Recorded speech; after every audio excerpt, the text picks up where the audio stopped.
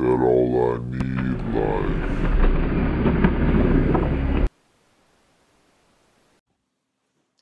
What's up, everybody? Welcome back to the show. And as always, each and every episode is brought to you by All I Need.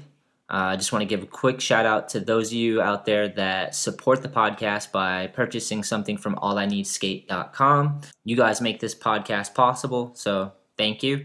If you think this podcast brings any value and you'd like to support it, please check out allineedskate.com. This is our online skate shop. We have skateboards, apparels. I just updated it with a Shetler Show mug. We got lapel pins and socks.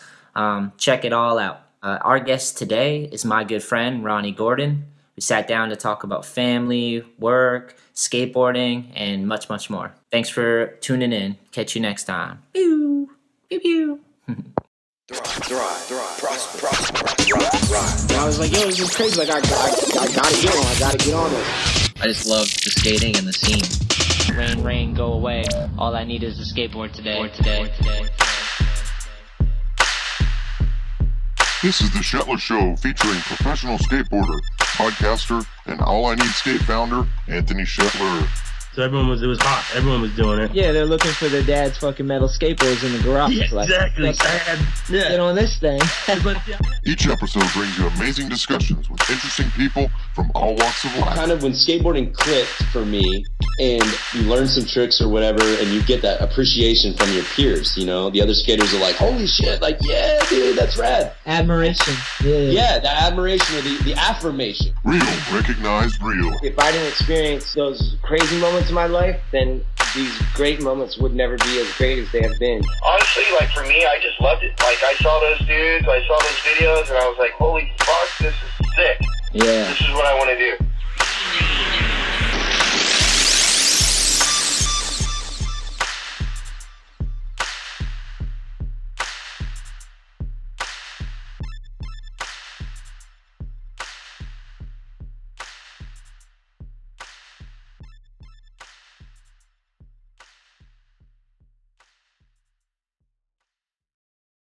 Are you in your man cave? What's that in the background?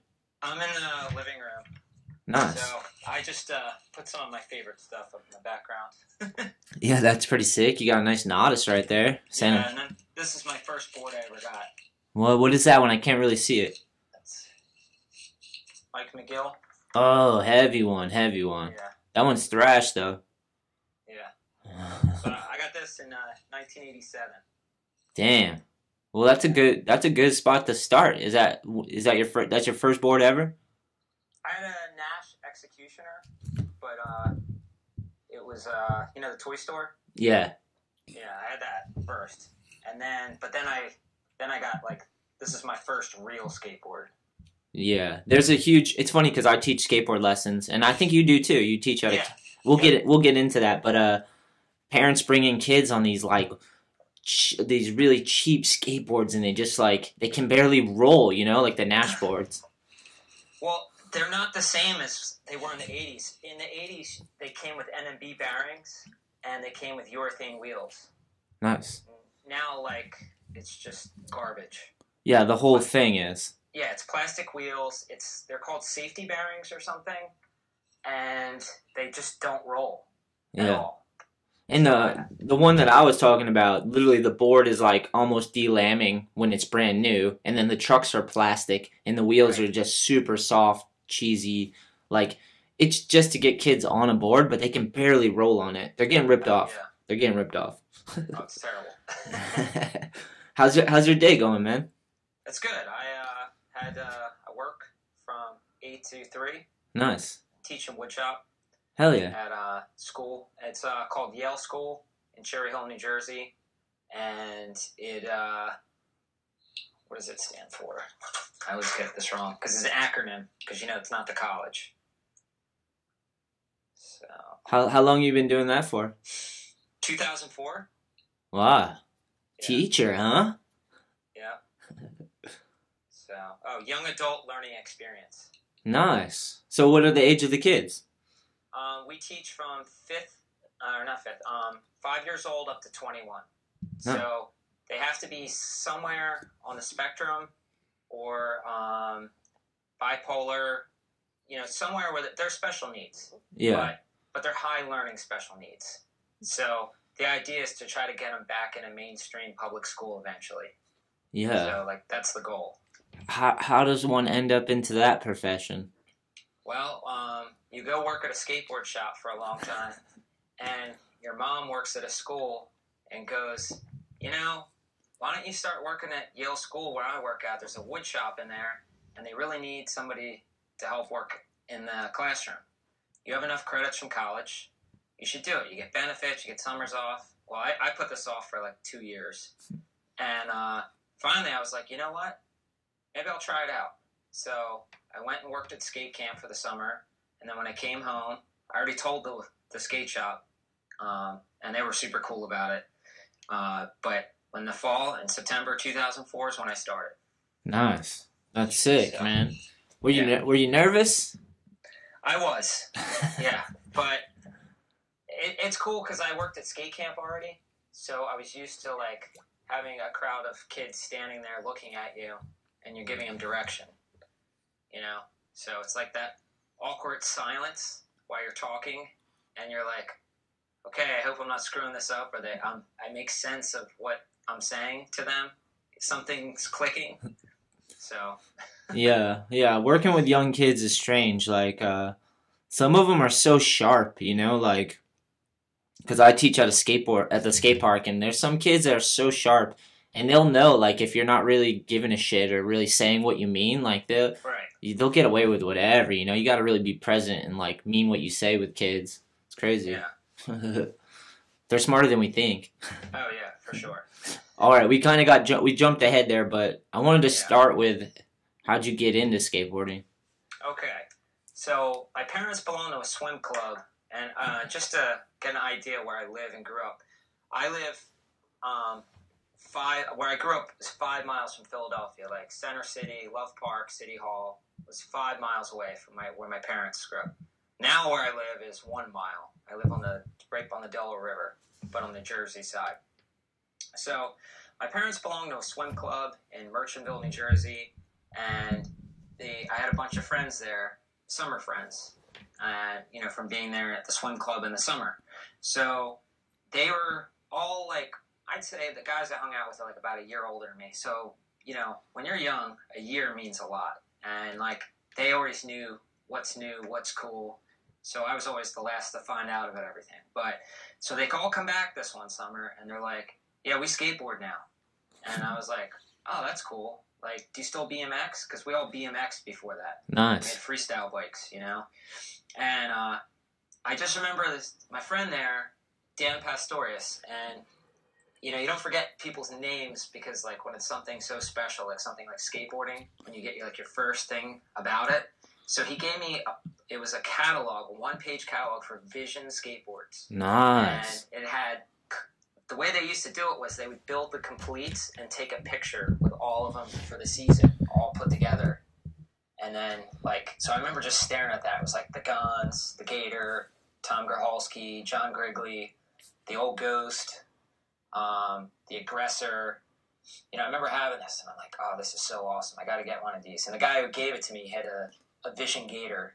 And I think he had, like, the Goaling trucks, like the neon with, like, the U in it. Yeah, those things are sick. That was like, that was a little before when I really got into skating, but I remember going back and like just nerding out completely. Yeah. So that was like 86. And then, so 87 was like my birthday's in the summer. So I was still into BMXing and like Flatland. And I had a Schwinn Predator with like GT pegs. Wait. What's Flatland? What does that mean? Like just... It's just, you just do like freestyle Flatland on a bicycle. Oh, okay. Yeah, like, so there was like Flatland, dude, there was BMX, and then there's like transition, I guess, or they call it like, vert, a bike. And like they had all these old magazines too, like, we had Thrasher, they had BMX Plus, and the thing I always thought was cool too in those was they always had skateboard ads in them, and they always had and the guys always had skateboards too. Yeah. So it was, back then it was really, I feel like, mixed together. It was, because you remember, like, I think it was Strength magazine. It had, like, snowboarding and skateboarding, and it was. Yeah. Yeah, things got weird though for a minute. It got really segregated. And honestly, I think it was more the BMXers than the skaters, to be honest. Because I just remember one day at the skate park, the guys kind of just like more like, "Oh, you wood pusher," and I'm like, "What?" Like, fuck you, the bro. guys are wearing skateboard shoes. True, You true. know? Yeah. But to get back to it, so I went to the bike shop. It was called Action Wheels, and they sold skateboards and bicycles. And I had like a budget for my. So this was I was turning 11, and I was like, I had this amount of money I could get stuff. So I think it was like $150. That was like combined with parents, grandparents, both sides. You know what I mean? Like just hustled it up. And money I saved up too. So my goal was, for whatever reason, I wanted a full face flatland like BMX helmet. I just thought they were awesome. I wanted that, and I wanted a new skateboard deck.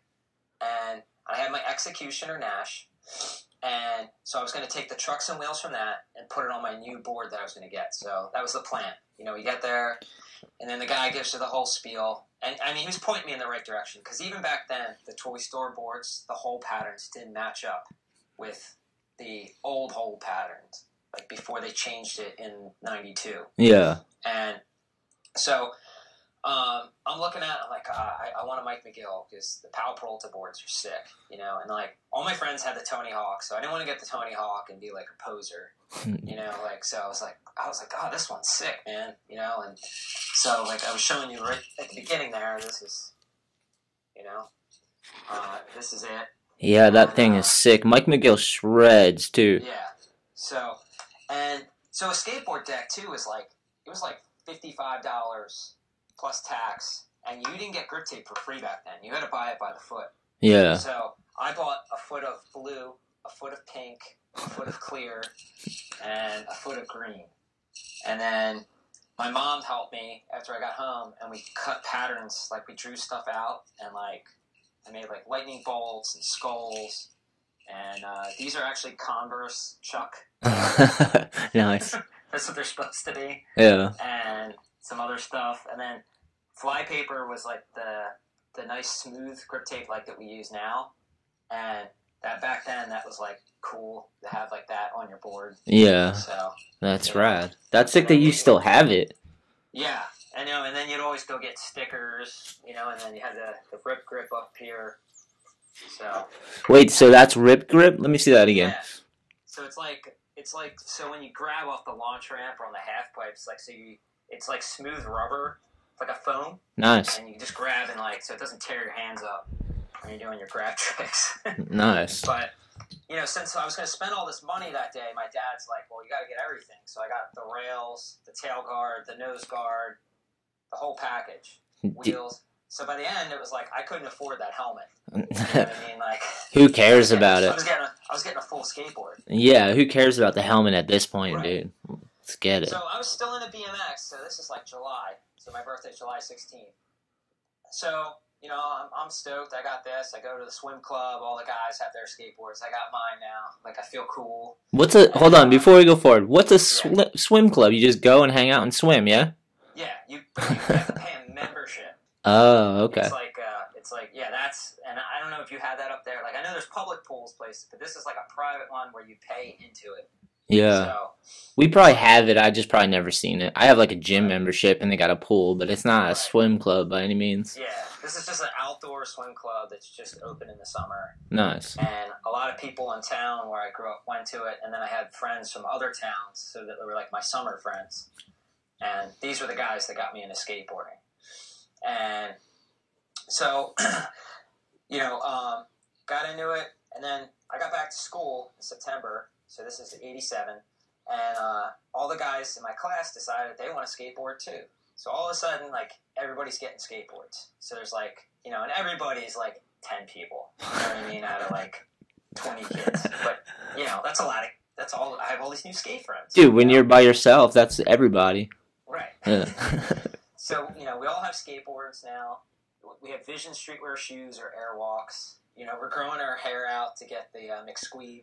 And, like we got like Thrasher magazine shirts and Pal Peralta and whatever you could get your hands on. And I remember getting the Savannah Slamma issue of Thrasher magazine had Christian Osoy on the cover. He's doing this really high wall ride. He won the contest. And I just remember, like, getting that magazine, and I want to say that was probably, like, October of 87, and I just remember, like, dude, I want to do this for the rest of my life. This is the coolest shit I've ever seen. Like, that was just, like, when I got that magazine, and then those group of guys, and we had all the stuff, it was just like, this is it. Like, we're going to skate forever. Yeah. And you know how it goes. Like, as time goes by, you become the only person that's still skating, and you got to find new friends. Yeah. And but back then, there was a lot of skateboarders in our area, and there was a lot of half pipes in the backyards. So there was a 4-foot in Collingswood, which is another town near us, and 12 feet wide. There was a 6-foot that was, I want to say, 24 feet wide. Nice. And then there was a 5-foot that was 8 foot wide. And they were all within skating distance. So you would go, and then you have to beg the older kids, hey, come on, let me ride today, you know, or you have to give them some money, you know. And the first ramp I ever dropped in on back then was 6 foot high. There wasn't really, like, the 4-foot was a little bit later. And I remember just standing there for like an hour until I got the guts to just go for it. Yeah, dude. A 6-foot you could just fucking smash your whole face in if it's your first time ever. I put it down and rolled it down, jumped off, and I ran back up and did it. Gnarly. And I just remember going home like, dude, I can drop in now. Like, you're gnarly, dude. The concept of dropping in on a 6-foot for my first time, like getting it down, is insane to me. Yeah, it was scary, man. And but I remember, like, you know, we would have like our Rector and Protect helmets in our bags, and we would skate all the way to the ramps, you know, and like we would just try and learn stuff. So it was all like pumping, kick turning, and then like, you know, learning the rock to fakie and the little slasher grinds. But the rock to fakie, as you know, and teaching kids is like, it's so difficult to understand the concept of it first because you hang up and you eat it. Yeah. It just sucks so bad. Yeah. So you figure out it's like a manual tap manual, really. It's, yeah. You know? Yeah, teaching kids in general, dude. I just trying to get them to used to going back on the tail and like tapping the tail on the ground and dropping it in just on flat ground is like kind of hard to show someone because it's against your natural instincts to lean back all the way and pop the tail, you know? Sure. And especially riding on a half pipe, your body's trying to stand up. Yeah. You're not standing up. You got to ride with gravity. I always say, like, yeah, to the kids for the mini ramp, I always say, this thing's going to throw you off balance, but that's going to give you a chance to find balance while you're in motion, and you got to kind of surf it, you know, but you got to practice this, you know, and we always start from the bottom up. Like, let's not drop in. Let's learn how to pump up the ramp. That way, by the time we get to the top of it, we'll have ridden every inch of this ramp, you know? Yeah, I did it the wrong way. Yeah, you went 6 foot. That's what I'm saying. You're gnarly, Ronnie. You gnarly. So, and like I tell the kids too. I'm like, lean the opposite direction you are. Like, it kind of feels like you're laying back in a chair, like, you know, like slouched. Yeah. You know, as you ride up, like ride the opposite directions. Yeah. So all right. So I've dropped in, and now the only other ramp that I hadn't like gone to yet. There was this monstrosity out in this field near the swim club that these kids build illegally in a field. Nice. Fuck yeah. Borrowed wood from a construction site. And I think I want to say this thing was 10 feet high and like 24 feet wide. And that's how I learned how to pump. And this guy showing me how to pump. But I just remember this guy, like, you know, he's pumping up real high and he could do all the hand plant tricks, like on the flat bottom and ho-hos. And I was like, oh my God, dude, this guy is so cool. Like, he'd do it and his wallet would fall out of his, like, Vision Streetwear pants. They had like one pocket. You know? So, like, we dressed so crazy back then. But it was, like, awesome. Because it was all skateboard clothes, you know what I mean? Like, the shirts, the pants, the shoes, socks, everything. And we have it all now. But this stuff was, like, off-the-wall 80s style stuff. Yeah. Skulls and lightning bolts. And I remember when I first started, like, having, like, big baggy pants where the bottoms were cut off, but they were super wide and like covered your whole shoe. Basically, was like in. It was so ridiculous. It's almost like a raver style or something, you know? Yeah. And then like chain wallets and fucking studded belts and shit. Yeah, I still rock the chain wallet. Nice. Yeah, I feel like you can get away with that. Like, that's not a big deal. Yeah. I just rock it because Hensley always had one back in the day. Classic. So, Yeah. And I was at a skate shop like 4 years ago, and they had an independent one. I was like, oh, I'm buying this. Money well So I've been spent. rocking the chain wallet again for the last 4 years. Yeah, sick. Kind of get your youth back a little bit in the chain. Yeah, exactly. Sick. Yeah, so like, you know, and then I was just hooked on skating, you know, since then, and like, so I wrote some stuff down just so I wouldn't forget. Well, I wanted to ask you a little bit. Was there a moment where you decided? I mean, you told me you got the board and everything, but what was the crucial moment where you're like, skateboarding's better than biking to me? That was probably in the fall of that year, because all the guys stopped riding their bikes, and it wasn't like I didn't want to stop. It was just that like everybody was skating more than the bike. The bike became second. And then it just got to like, I want to say like Christmas of that year, and I just didn't even ask anything for BMX. Because you know when you're a kid, like 3 months is like a year. Like, yeah. Things change so much. And skateboarding consumes once you get the itch for it, you know? Yeah. You know, and back then it was like different because you had to like go out and find it. Like, you know what I mean? You had to get a magazine, a zine, or a VHS tape. You know what I mean? Like of a video. And videos only came out once a year back then. So, like, you know, by the time, like, stuff came out here on the East Coast, it was already a year later, you know, than California. So we were always behind. So did you ever, well, I'm assuming you did. You made some sponsoring tapes then. You're talking VHS tape? Yeah. You sent them out and stuff? Yeah, that was late. That was a little later. But I remember we were all like, yeah, dude, we're going to get sponsored. We're going to be pro skaters like the Bones Brigade. And, like, my friends over at the swim club they had their own team called Kid Brigade, and then we made Team Prototype. Nice. And, like, that was just a knockoff of Airwalk shoes, and like, so we were like Team Prototype. And we just take white T-shirts with paint markers and draw Team Prototype, like super cheesy. Badass, bro. Badass. So, and then I want to say like the video, like that stuff came like for me. Probably like at least 3 years later, because nobody had a camera. So yeah, we're that old, dude. We're that old that it was like, you remember the fucking grandma cameras on the shoulder and shit? Yeah. One friend had one. His dad would come out and film us, but he wouldn't let us touch it. You know what I mean, like, so we would get the tape and then go inside and watch it. But he would only film us in the driveway off the launch ramp. Yeah, who the hell is gonna fix that thing? If you touch it and break it, you didn't even know where to. It was too expensive to even just to get, you know. Right. Yeah. Let alone fix. Yeah, the reason, so like, you know, so there was like 2 skate shops. We had one in Philly called Spikes. It was this punk rock shop, and it was just like, in the windows were all these old broken boards and trucks and wheels. Just the whole windows were filled up with, and the place was just trashed. Oh, it sounds sick though. Yeah, it sounds sick. And it was right off South Street. With South Street, if you've ever been to Philly, that's like the main hot spot where a lot of like the youth goes, and like a lot of people like to go to the bars and drink around there. And there's food, and there's pizza and cheesesteaks, like famous Philly stuff. And it was right off one of the side streets there, and they were super famous. They had Roger Brown, who was probably the first sponsored street skater in Philly. He was Ricky Oyola's friend, and he rode for Madrid skateboards. What's his name? Roger Brown? Roger Brown. Nice. And he was like, he's this African-American dude that was probably, like, I could be exaggerating, but I want to say he was like 6'1" or 6'2". He was gigantic. You know, especially, I was 12 years old when I first met him, so he looked monstrous. And he's out front of Spikes, and he's doing like wall rides, like on the walls, like right outside. There was like these brick walls, and he was just like badass. Hell yeah. And and then I hear stories of this guy Ricky Oyola, which, you know, everybody knows who he is now. But, yeah. You know, he was this other ripper, and there was a couple other guys that were really good too, but they were like the main dudes. And then Roger got on Santa Cruz and Indy, and he's in one of their videos, Skating at Love. I want to say.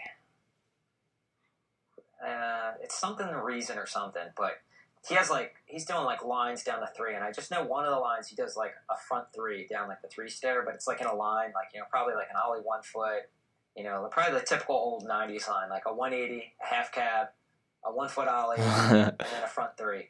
It's crazy that a dude. Perfect. It's crazy that some dude, like one dude from Philadelphia, gets hooked up with those brands is in the video. Yeah. Crazy. And, like, you know, it was so hard for him because he's all the way out here, and all he could do was make a tape. Yeah.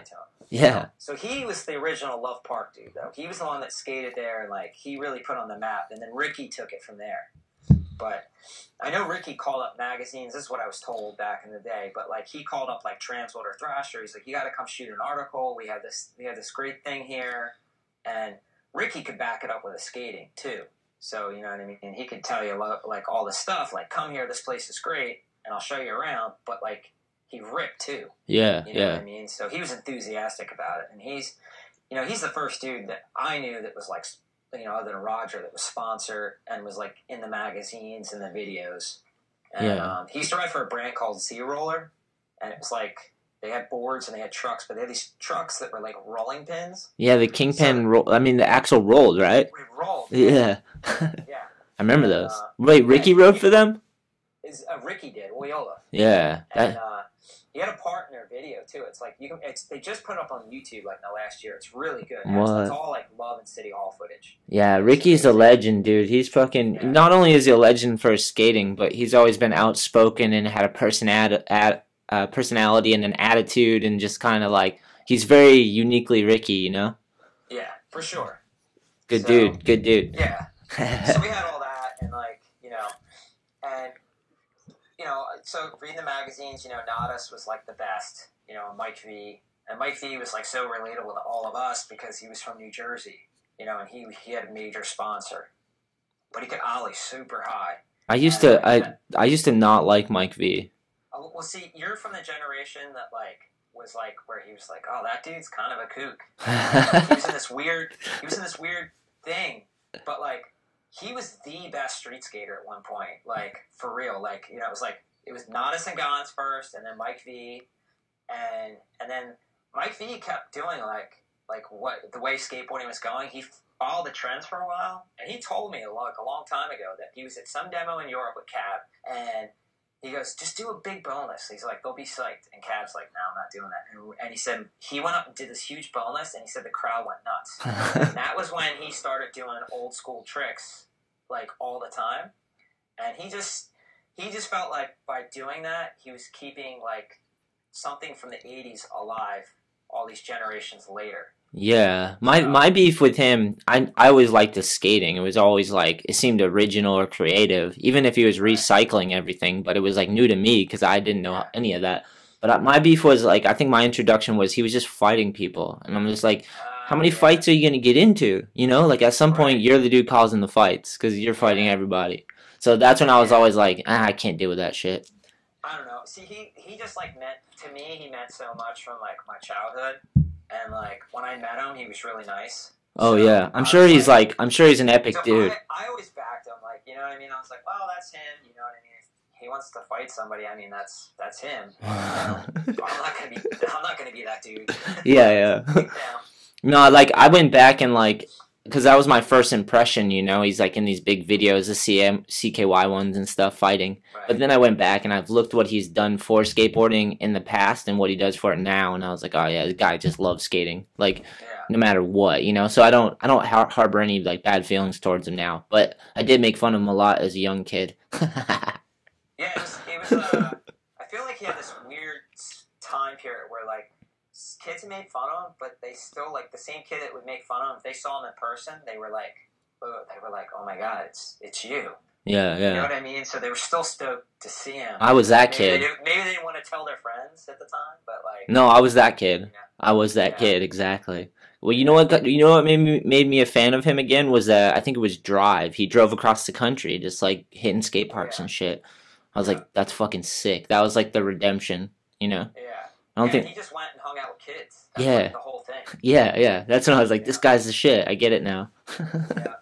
The only thing I wish he had done earlier was I saw him in 2012 at Tampa Pro, and he did a bean plant lip slide down this big rail in the park. Gnarly. And I'm like, dude, why didn't you do this stuff like 10 years ago, like Mike V tricks, but progressive? Yeah. You know what I mean? Like, he could have complied like 50-50, like a 10-stair handrail like 15 years ago. You know what I mean? Yeah. And it's funny because like, now those old school tricks are very popular in the last 2 years.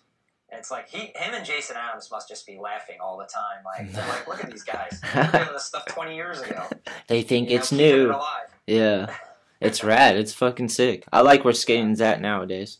I love where skating's at because I feel like it's like the 80s again, like where like everything's accepted. Like, you know, there's still like these invisible rules and whatever, but like, I don't care. Like, if you want to be like that, you know, do these outlandish weird stuff and you're not hurting anybody, who cares? Yeah. I mean, you're having fun. I like it. I like it because it's more like conducive to everybody. If you can feel skateboarding and be a part of it and contribute in some way, it's like the styles are open. You can do whatever, you know. Like when we were coming up, Ronnie, it got weird with like people dressing certain styles just to make a profit or to be successful, or skating just all handrails, or you know, like dudes were trying to do marketing schemes and shit because skating was popular. It felt like that, anyways. I heard all kinds of stories because, like the guys that I used to skate with, like my friend Mike Manitas, he owns the shop Atlas out in California. Nice. But he was AM for New Deal, Adventure Trucks, and Bones Wheels, and DC Shoes, and he rode for Fairman's. And he was really cool with Kerry Gatz and Pete Eldridge, and so we, like, you know, we'd all skate together a lot. And, you know, I was closer with Mike and Pete than Kerry, but you know, you just hear stories from them, like, oh, like this guy did this or whatever. But like, I heard some story one time, like Ronnie Krieger, they told him that he needed to start skating like bigger rails and gaps, or he was going to be done. Like S was telling us, and like, I'm just hearing these stories. I don't know if there's any truth to it. No, but telling Ronnie that, right? Yeah. Yeah, I heard that too. Okay. Yeah, they wanted Ronnie to skate. I remember he wrote it somewhere or said it somewhere. He said that they're like kind of pressuring me to get gnarlier than I am, and like that's not what I'm into, and that's why they like parted ways or something. I'm like, that's so silly though, because that's not what he's about. He's about like technical ledge skating, like that's what he's known for. So it's like telling Mike V, like, all right, dude, you're gonna have to learn nollie flip crook, nollie flip out, or we're gonna have to cut you. Like, Mike V's not gonna do that. Like, yeah, you definitely. That's gonna be 20 years of learning how to do that, anyways. You know. Right. Yeah. So, I mean, getting back to it. So then, I went to Woodward in '91. I like how you said 91. that. Woodward. Yeah. Woodward. So I went as a camper. Nice. So I did that 91, 92, 93, 94 until I aged out. But aged out? What's the age? 18. Nice. Yeah. So, but I went to Woodward because the old 8th Street videos. They always had summer camp, like skate camp, in the videos. Sick. It was like they had the YMCA camp in California, which is also known as Element Skate Camp, and then they had Woodward. And I remember, like, I was like, I gotta go to this, like begging my parents.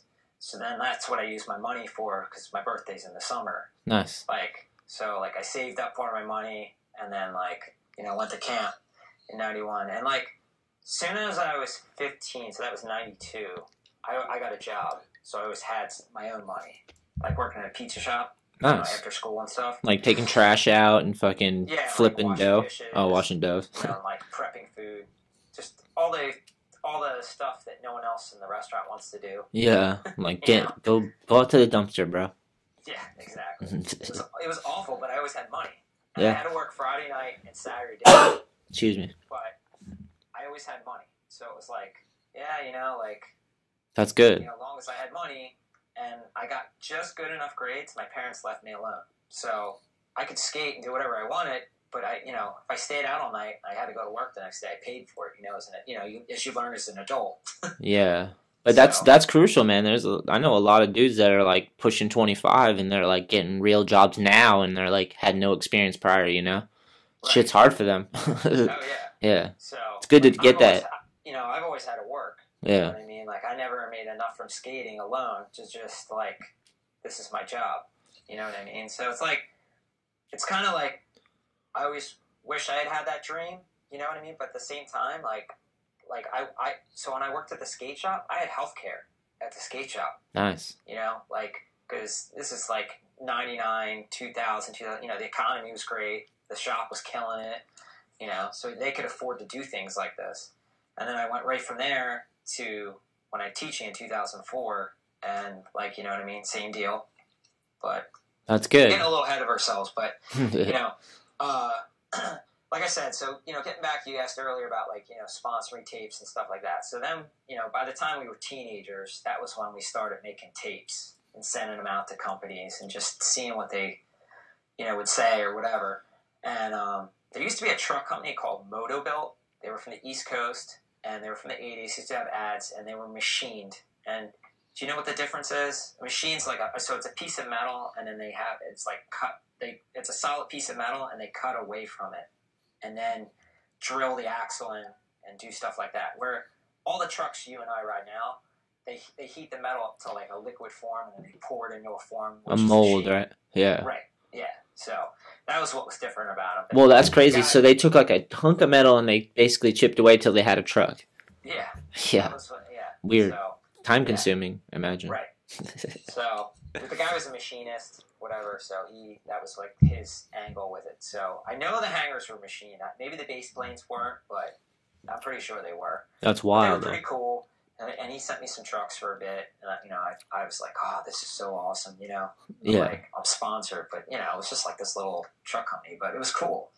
And then so time went by, and then we just kept making tapes and sending them out to people, and then I realized like there's like you gotta have like a shop sponsor like that, like being on the East Coast, like that's the best thing to have, like you know what I mean, because like. They need, like, the companies want to have somewhere they can sell the stuff that you're helping them promote. Yeah. You know what I mean? And usually skate shops, like, do a great job of throwing events and building hype and, like, turning people onto skateboarding and sharing the community of it and, like, right. the awness of it. So if you're down for a skate shop and you're helping be part of their videos or working at the shop or, like, helping skateboarding in some way where it's growing, then that's a good person to endorse for sure. Yeah. So I got on this shop called Failure Skate Shop. Failure? It used to be Failure. That's a funny name. Yeah. And so it was Shane Von Hartelman and Adam Hawley, and they owned Sub-Zero, which Ricky and Matt Reeson used to ride for. Yeah. Well, they parted ways, and they brought Sub-Zero over to Philly because they were going to have two stores. They had the Jersey one and that. Well, they split, and Adam just thought it was funny, like, he wrote this thing about them splitting up, and he's like, I'm a failure now. And he just called it Failure. And I'm like, that's what you're going to call your shop? And he's like, yep, Failure. I'm like, all right. It's your shop. Good luck. Hope you don't really feel that way. Yeah. So he was pretty successful with it for a while. If your heart's in it, and you don't feel like a failure, you can make that work for sure. Right. So yeah. That was like, his whole thing was being the opposite of that, but that was like his thing. So they had the Philly guys, and then we were over in Jersey, and he had the Jersey team, and he helped us out like with like because he knew some people in the industry. He used to get Flo from Santa Cruz in the '80s for Skate and Bert, the owner. That's weird so that it ties in. Yeah. So so we just sent tapes out, and then I went to this event up in North Jersey. It was called Shred for Life. And I got a picture in Thrasher that Sean Cronin shot of me. Nice, Sean Cronin's the man. And Shred for Life, did that turn into Shred for Mike, or two different things? That was later on. So this was like 95, 96, around that. And so he shot a photo of me, and then it was like the whole article, and it was like all the big names: Donnie Barley, Ricky Oyola, Bam Margera, Bobby Pulio, like Tim O'Connor, like everybody that was. Chris Cole would go to those things too. Right. So this is way before Chris, though, in the picture. Nice. And so I got a photo in there, and like my name was in there, and I was like super hyped. And then there was a guy in Philly who shoot photos for everybody named Kelly Ryan, and he shot a sequence of me like that summer before. Well, it just so happened that the sequence got in the next issue. So this was like Thrasher March issue, I have a photo, and then heavy April issue, I have a 2-page sequence. Heavy. It's like small, but no, it's in Thrasher though. What are you fucking kidding me? I mean, like, so it's like Moses and Conan and all these dudes and me, and I'm like, holy shit. Ronnie Gordon. I'm just like, what? This is crazy, That's awesome. And I mean, you remember the first time you get a photo in a magazine, you're tripping. Shit my pants, dude. It's like the highest honor because that means someone went, like when you first take a photo too, when we were shooting photos, it was actual film. So like people was wasting film. Two chances every roll. Yeah. And you're just like, it takes that dude to buy the film, come shoot you. It might take forever. You got to put all the effort into the trick, and then you guys got to submit it to the magazine, and you got to beat out whatever other photos are being submitted, especially when you're in fucking Philly and you're unknown at this time, Ronnie Gordon, and you're next to Moses Ikonen. That's pretty crazy and one of the biggest mags, yeah. Yeah, totally. And the other thing that I always thought was amazing about Kelly Ryan was he never developed his film before he sent it. He was so sure of himself. He would just send it in the picture. That's fucking gangsta. I know, because now you can, like, you know, the photographer can look at it, fix it all up before he sends it out. Yeah, it's a whole different game now. It's like they made it. Nah, he would shoot it. He's like, I got it. And he just send it out. Confidence. Man's got some balls on him for sure. I know. Yeah. So, I mean, he shot everybody. Sergi, Freddie. Like, he was the main photographer. And then G became the main photographer because Kelly had to work. G, like, had just gotten out of school. So I think he had, like, a window of, like, not having to have a real job. Yeah. So then he was more available. I mean, then, like, that's why Ryan G became super popular in Philly shoot photos. Yeah, it gave him enough breathing room to like help grow skateboarding to the point where it could pay him too, I think. Yeah. Like Kelly got paid, but it was like his second fun job. You know, I mean, he had a full-time job. Yeah. So, so then, you know, we sent the tapes out, all that, and then, you know, like some time went by, and then I started getting flow from a company in Georgia called Torque. Nice. My buddy Craig Paiva that owns No Problemo Taqueria in New Bedford, Mass here. Legendary dude. Dude I grew up looking up to and like older dude. Probably like, you know, 10 years older or something, but kills it. He used to ride for Torque too. He knows Stormy and all those guys, Stormy. dude. So sick. I went down there, that was like the first dude I met was Stormy. Wow. Sick.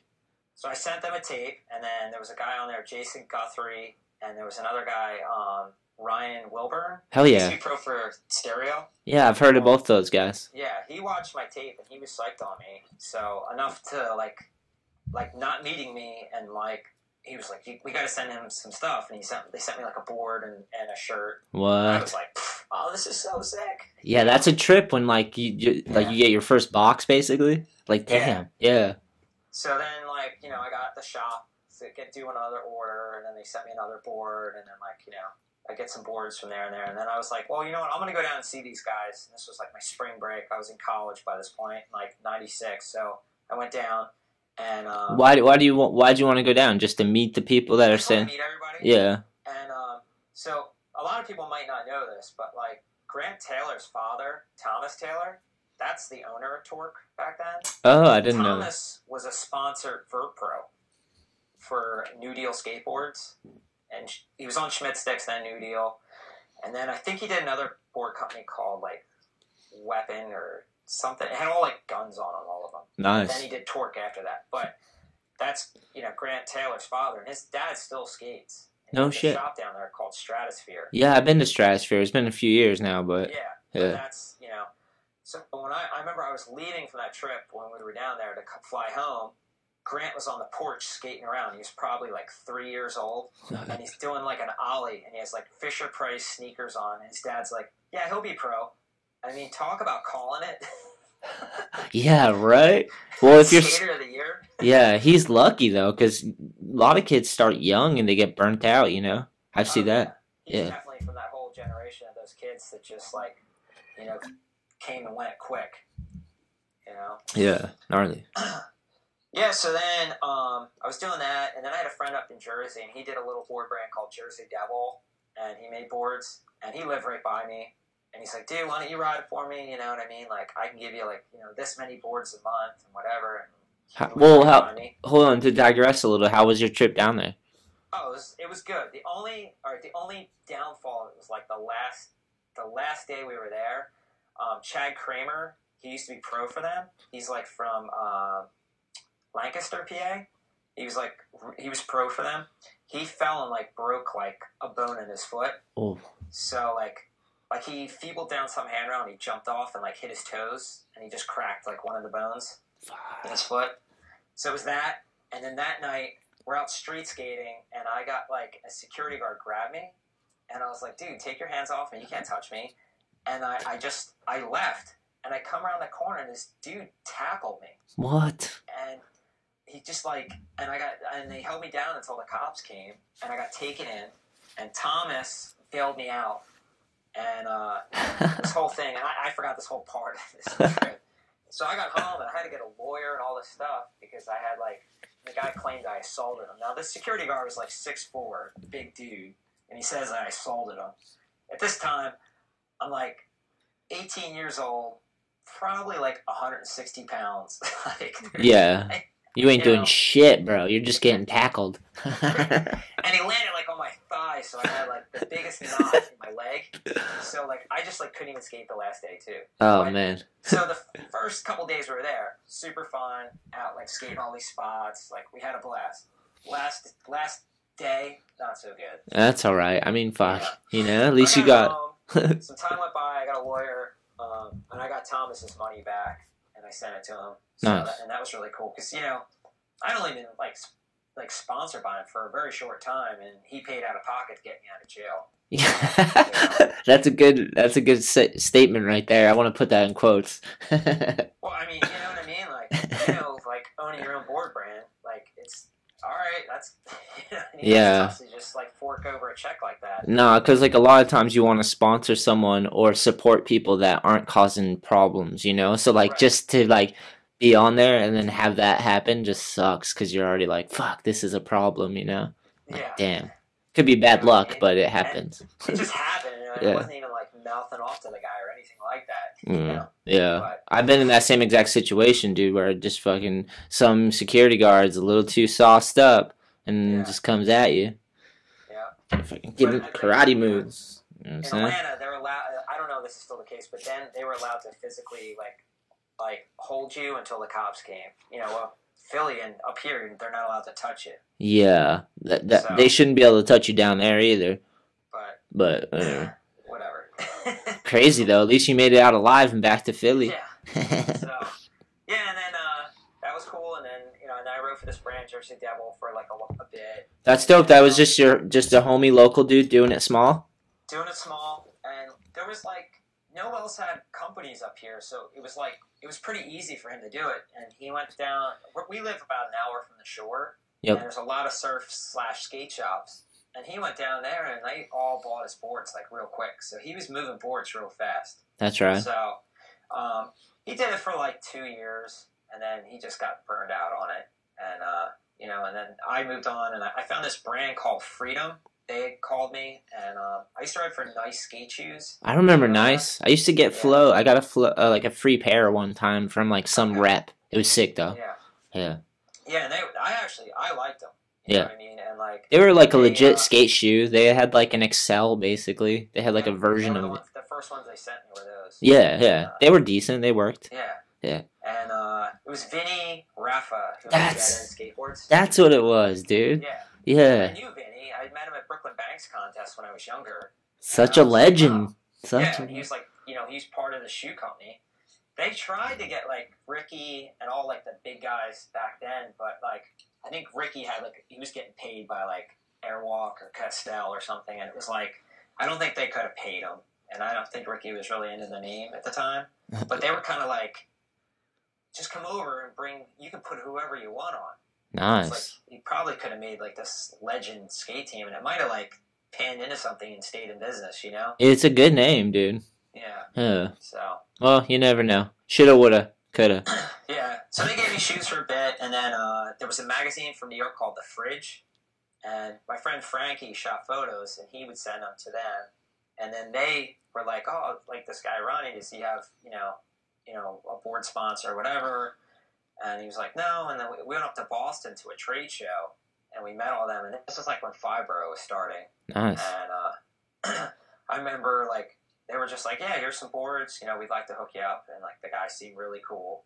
And I was like, all right. So I wrote for them for, like, a year. And we went on a couple trips. And Chris Naracco from NJ Skate Shop was our team manager.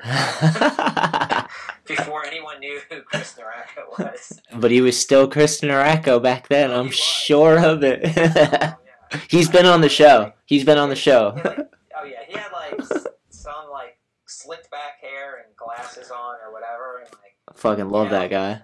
and like real quickly you could see like his like real wild side. You know what I mean? Because he looked all clean cut and like kind of like maybe a little bit nerdy, and like, and then all of a sudden he was just such a jackass. Like, you know, just messing with people and messing with us, and it was just like, this dude's crazy, dude. Like, legend. You know. That's sick to have him as your team manager. That's fucking sick. Yeah. So we went up. We went on this trip. Jeff Pang came with us. He didn't even bring a skateboard. Like, he just came to hang out. Sick. Weird. I could never do that as a skateboarder myself. Like, no. I couldn't be without my. I'm too much of a skate nerd to not be with my skateboard. Yeah, I actually just went on a trip, a vacation to Mexico. My lady won this all-inclusive trip for two to Cancun, Mexico. And I went, and right before I went, I was like, should I bring my board? And I was like, I'm not bringing it. First time ever. Dude, I wish I brought it. Damn it. Yeah. But it was fun. This was a ski trip. That's why I couldn't comprehend. Yeah. Not bringing, you know? But even at that, that was the first time any trip I had not brought my board. Like, I've always brought my board on a plane. I've just paid or whatever every time. I brought my board on our honeymoon to Disney World. Oh, damn. Like, I didn't think there was gonna be any time to skate. I did a little bit in the parking lot, but I was just like, I gotta bring it. Sick, yeah. Get the photo at the honeymoon, like backside flip the wifey. Exactly. That's sick. Yeah, so I did all that, and then a lot of those companies went out of business, and I hurt my back skating, and like I couldn't skate for a while. Like, What'd you do? I ruptured one of my discs. Gnarly. So like I basically split it a little bit, and like the fluid was come through, and it would like hit your spinal cord. Gnarly. So I was in like serious pain, and I want to say I was like 23 or something like that. So like it was so bad that like I really didn't think I was going to skate anymore. It was such a bummer, and yeah. But I worked at a skate shop and I delivered pizzas, and it was like how I could still be in skating, you know what I mean, a little bit. And I slowly I started doing yoga and eating better and like exercising, and it just one day it stopped hurting, and I slowly started skating again. And after that, I was like trying again, and Mike Santa Rosa used to have a board company called Diabolical after he left Pal Peralta. Mike Santa Rosa is so good at skateboarding too. Yeah. And he gave me boards for a while with that brand, and they were cool. They were like PS Sticks wood, so they were sick. And he made wheels too.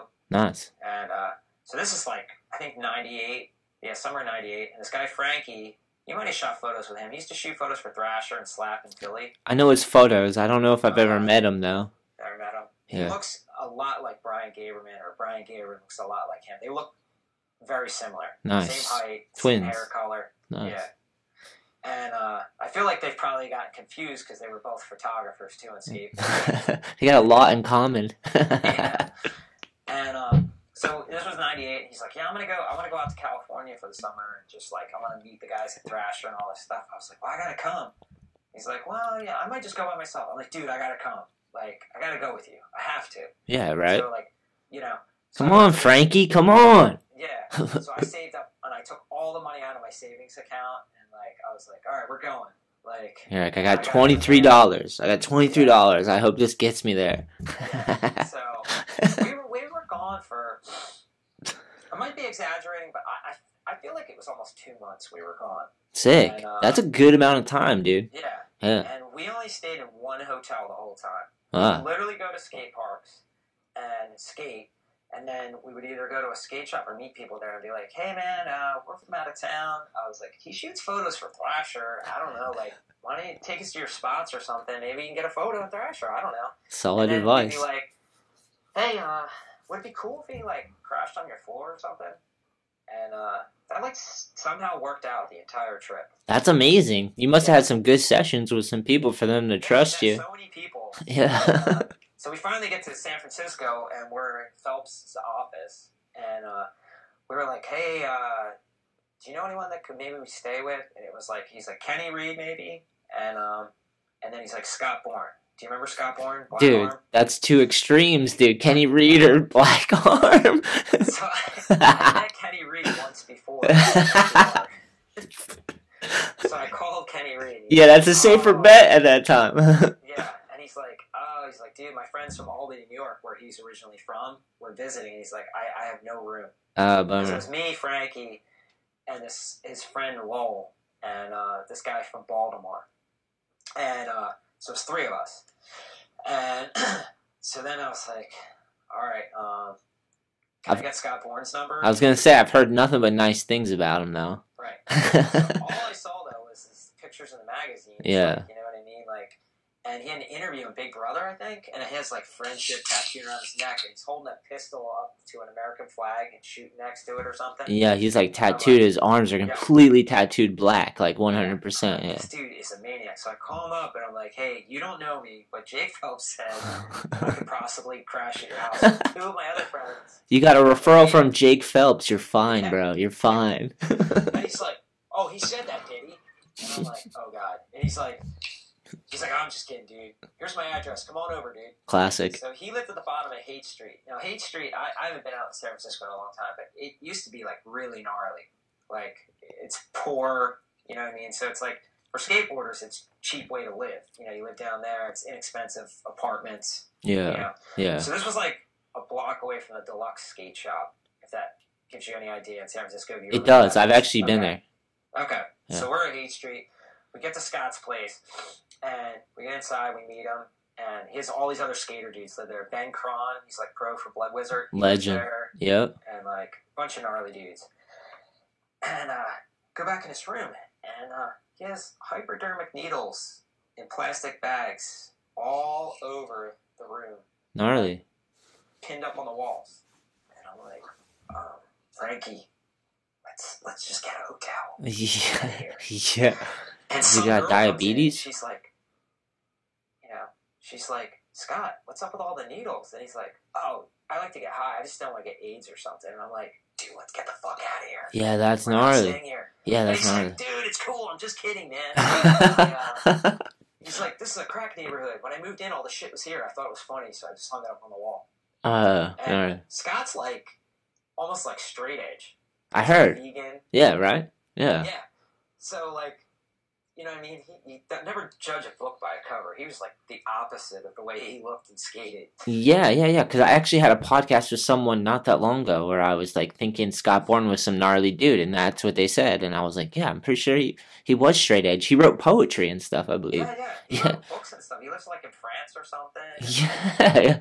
Like, but from nicest guy. I mean, but from photos and, like... For a week. Yeah. Didn't even know him. I mean, we bought him some groceries and stuff, to help him out for, like, being so awesome. Being a jokester, because that's kind of gnarly about that. Like, for sure, take that down. Can you imagine, a place that has earthquakes, I didn't even think about the weather or, like, the fact that earthquakes could happen, but yeah, that makes perfect sense. Take that down, bro. Did you like SF? Cool. You liked SF, though. Yeah. Skating in SF's pretty sick. Like, it's crusty. It's a different type of thing there, Yeah. So, Bomb some fun. And then, so I started working in the skate shop, and then I got a job at skate camp.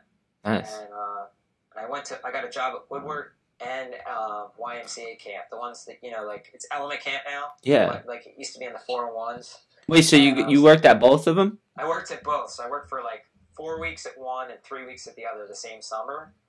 And the Element one was super fun. And it was like the rules were a lot more relaxed on like what you could do and stuff. Like if you had to watch a park, you could skate the park. At Woodward, if you watch a park, you have to just sit there and watch it like a lifeguard. Was the California one, was that all skateboarding or was it mixed? It was all skateboarding, yeah. No biking, no scooters, no nothing, no rollerblading. Yeah. So that was the other thing. So I was like, oh, this is so sick. And it was like super nerdy. Like you had to go to campfire every night in your cabin. That sounds sick. Skits. It was like, so it's just like any 80s movie of what you think camp's like. You know what I mean? Doing all these nerdy fun. They're fun, but it's like nerdy things. Yeah. And that was awesome. So me and all my friends, I did that for like 9 summers. Wow. And, but I met so many people in the industry from there, and I really feel like that was why I got hooked up by a lot of companies. Was like I had a different connection than other people that were like hooked up by brands. You know what I mean? Because I had like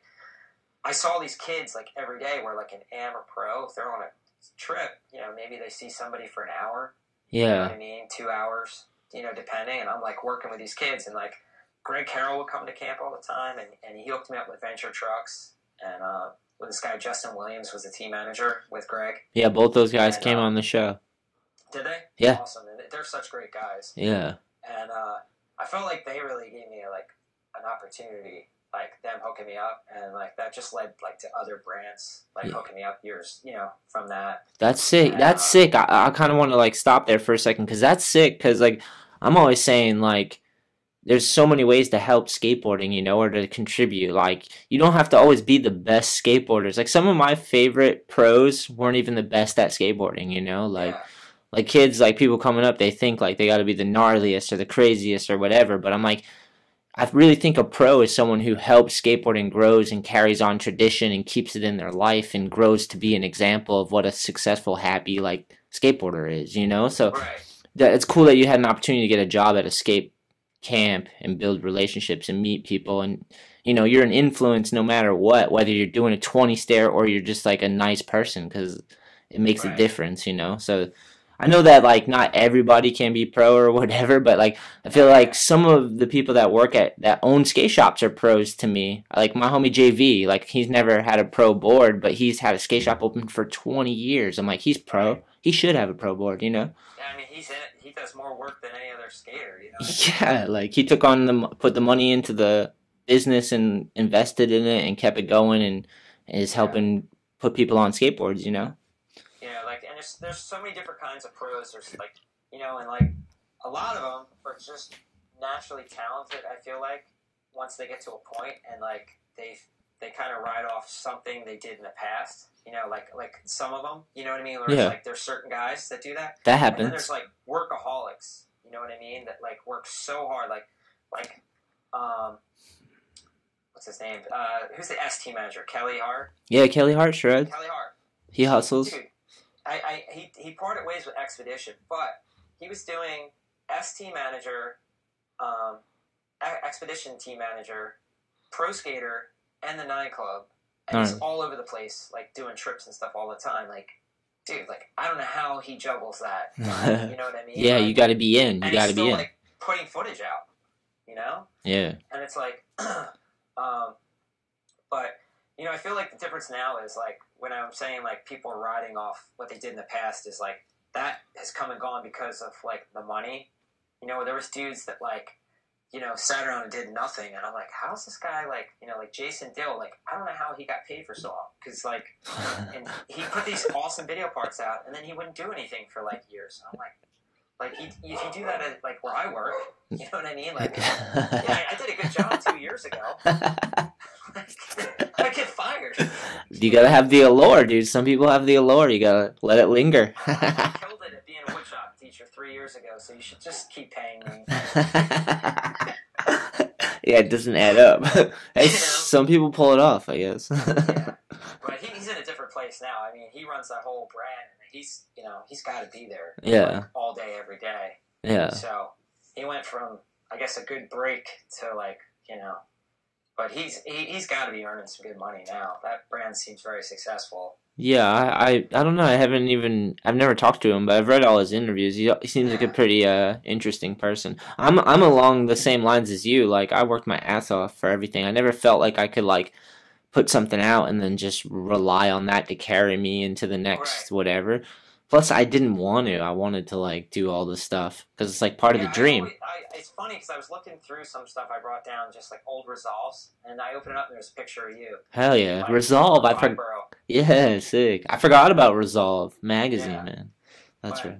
You were definitely. I remember I went up to Skaters Island. I remember you were way ahead of like a lot of people at that time. You were doing like a lot of the flip slide tricks and drawing tricks down the rails. Yeah. And, like I remember it down Atlantic City at a trade show.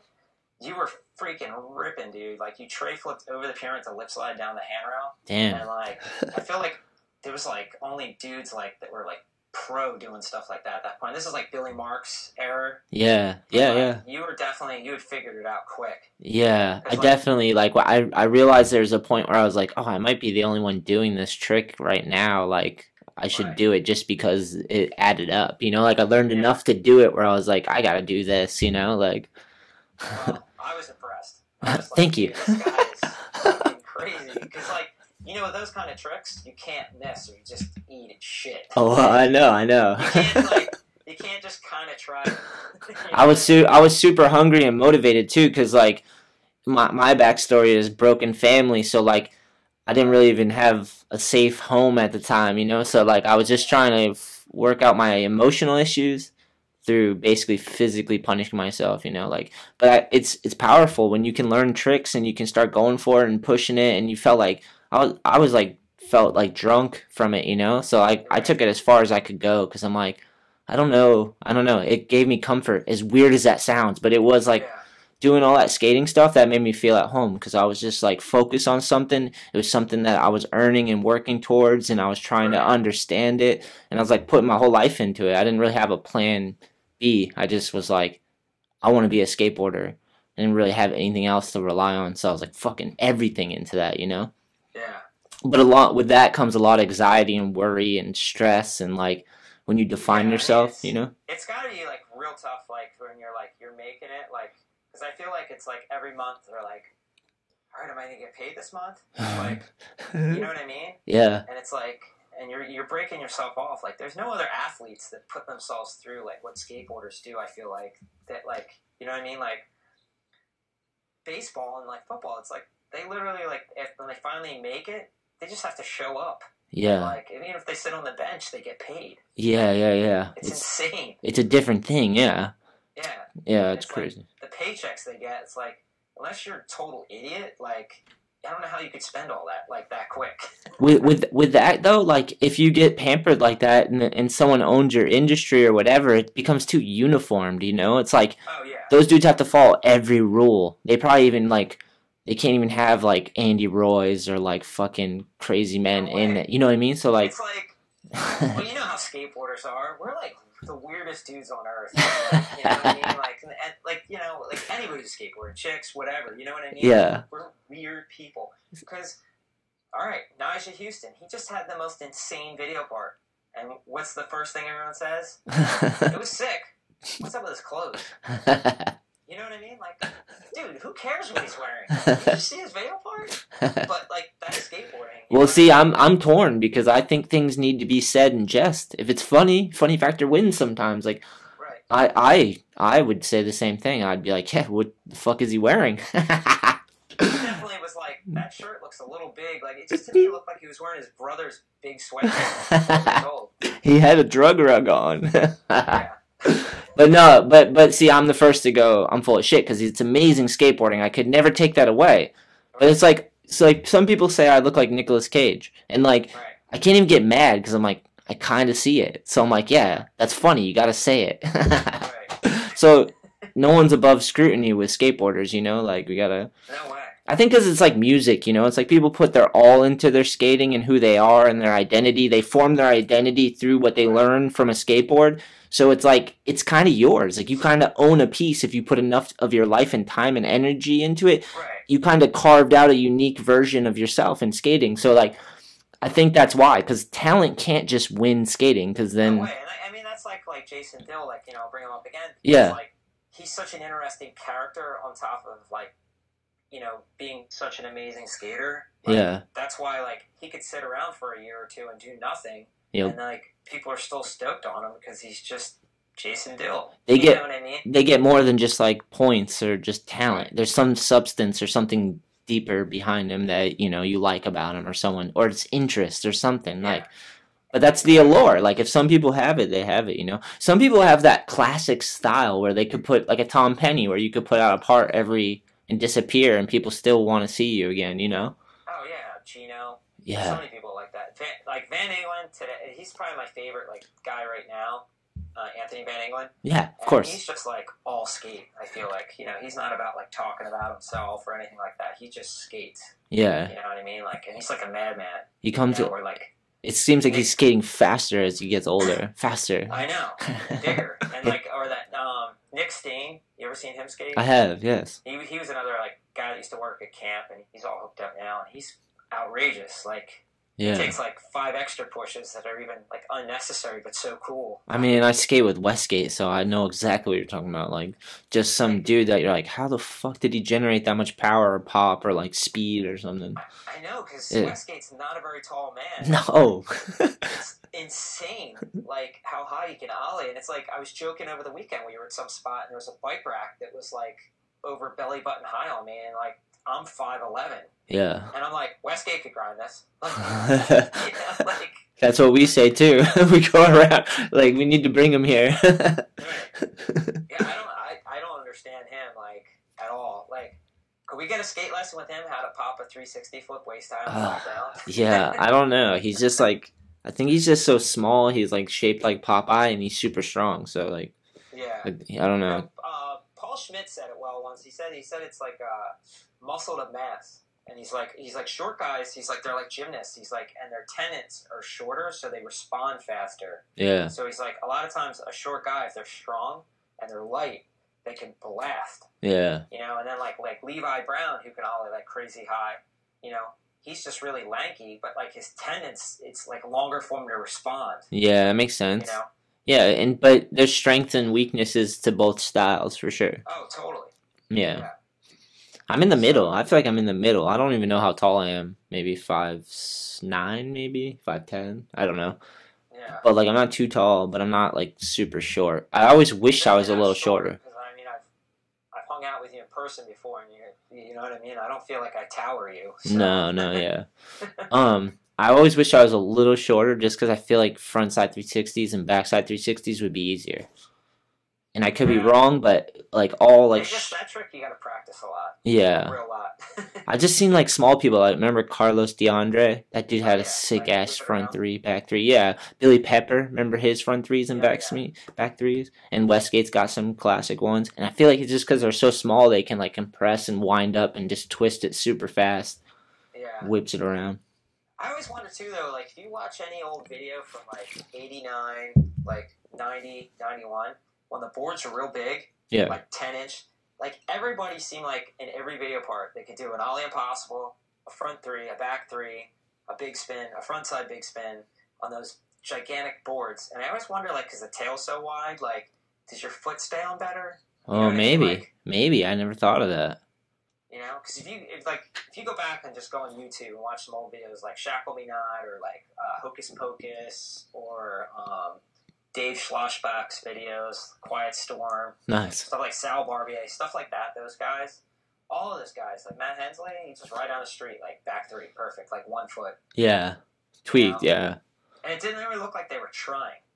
You know what I mean? Like, I imagine they just figured out the spin. Because, like, they would whip it around so fast that they could get their foot off, too, you know? You're like, how the fuck? Guesswork to me, bro. Guesswork to me. I can kind of back three. Kind of, sort I of. can do it better out of things. Nice. Like, if I have like a little bump. Yeah, a little booster.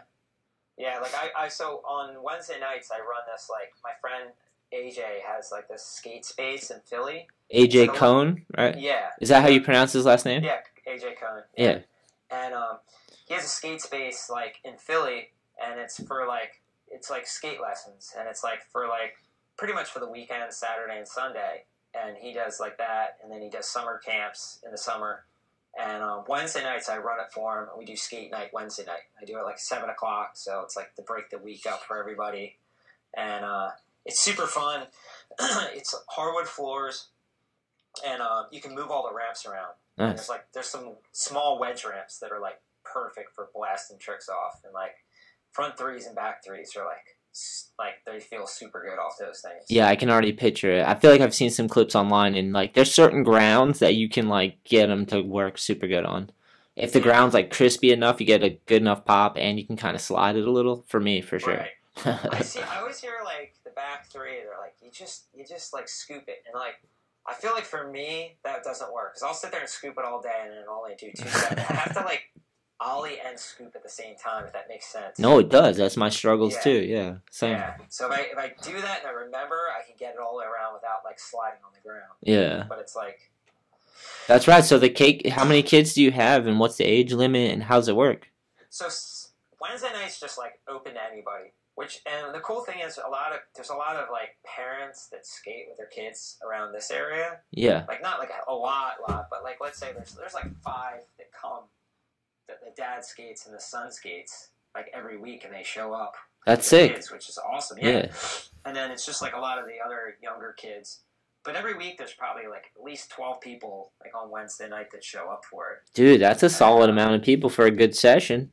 Yeah, and it's it's heated, and he has air conditioning in the summer, so nice. It's perfect. So in the summer, last summer I helped run a skate camp there, and I did that for 6 weeks until my wife had her daughter. Nice, congrats. And, yeah, so your first child? First child. Nice, yeah. Dude. Heavy. Life changer. How old are you right now? I'm 41. Nice. So I was my birthday's in July, so I was 41 when she was born. Wow. 1st.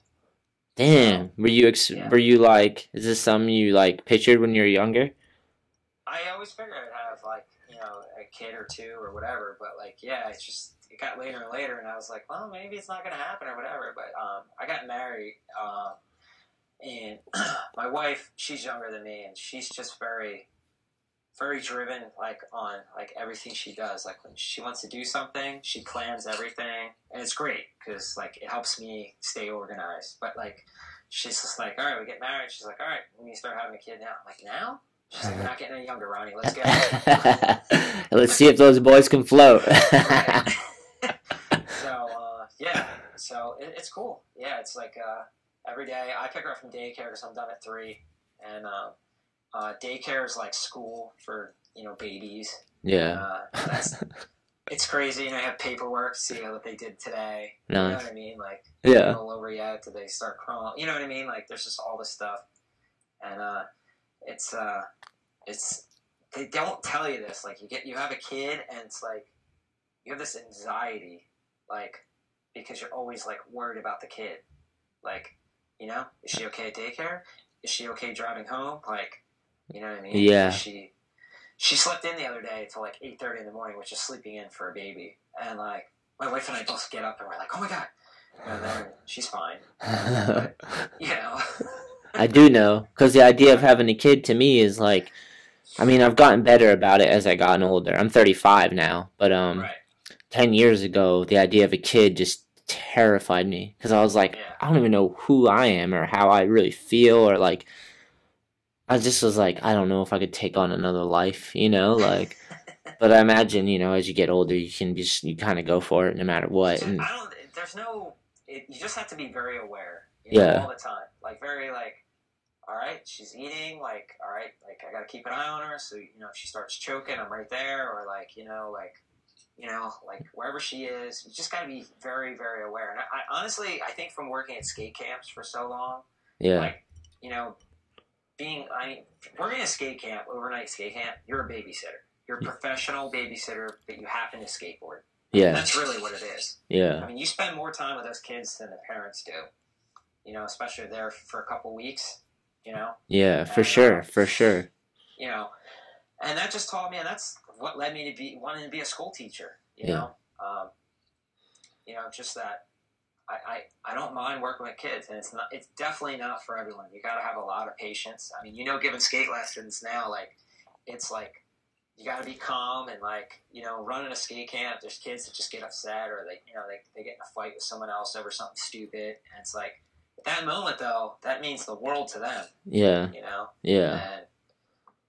And getting them calmed down and getting them excited about like doing this, Yeah, the thing for me that like, for the skate lessons, the things for me was like just realizing that I had to be myself and not treat them like they're that little. You got to find like where they're at. Like especially with skate lessons, I have kids that are like 7 years old, 8. I have boys and girls. I actually have a lot of girls right now. I have a lot of girls right now too. It's sick. It's so sick. But it's like learning to do a lesson is just to really get to know someone and know where, especially a little kid, because they're afraid and it's all new to them, and they're like, I'm trying to figure out the words to describe how it's going to feel and what they're going to do to achieve it and what they need to, you got to find the words to kind of explain it to them on their level.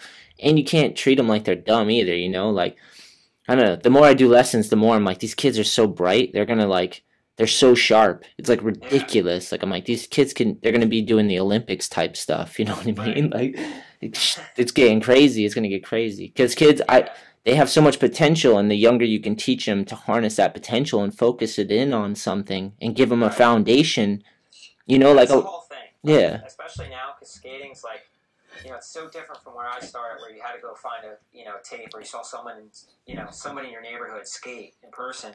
Like, you just go on the computer, you can see all these people skating and doing all these crazy tricks. Yeah. And then you go to a skate park, and you're like, this could be the make or break moment where, like, you have a bad experience, you might never want to skate again.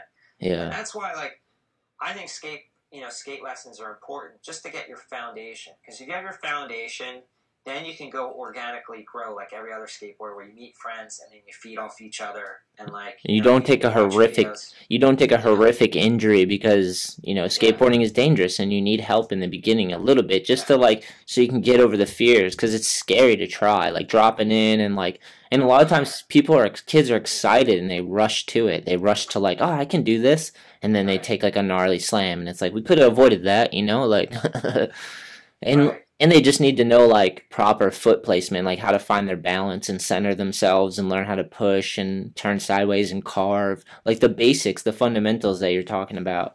It's nice to have someone be able to tell you about them, and kids are super sharp, so they get it super quick. It's ridiculous. Yeah, I always like try to skate switch the whole time I'm giving a skate lesson. Because then like the little things that you might forget, like, because you're skating switch, you can kind of relate more to the kid. Like, oh, you got to put your weight this way because you can't do it as well, where you're kind of like relearning some basic things. Like, like walk the dog, where you do like a wheelie. Yeah. Go back and forth. Try doing that switch. Yeah. Like around the park. It's not the easiest thing. Like, I do the same with my lessons. I'll skate switch, like pump around the corners, switch when they're doing it regular, because they'll do it. That's another thing I learned about the lessons too, is I gotta let them do it, keep going, especially on transition. I'm like, repetition, you gotta do it a lot, because the best way to learn something is to experience it. So the more you experience it, the more you'll find your balance and get comfortable, and it'll be less scary, and you'll find like your style, So like, I'll just start doing it switch to try to like, so for precisely what you were saying, Yeah. It's nice. You relearn it the opposite way while they're just getting it. I think it makes you a better skater at all. Like, what I mean? It's like, especially like, like when I worked at skate camp too, like that, like Woodward. Like I just went there last weekend. Nice.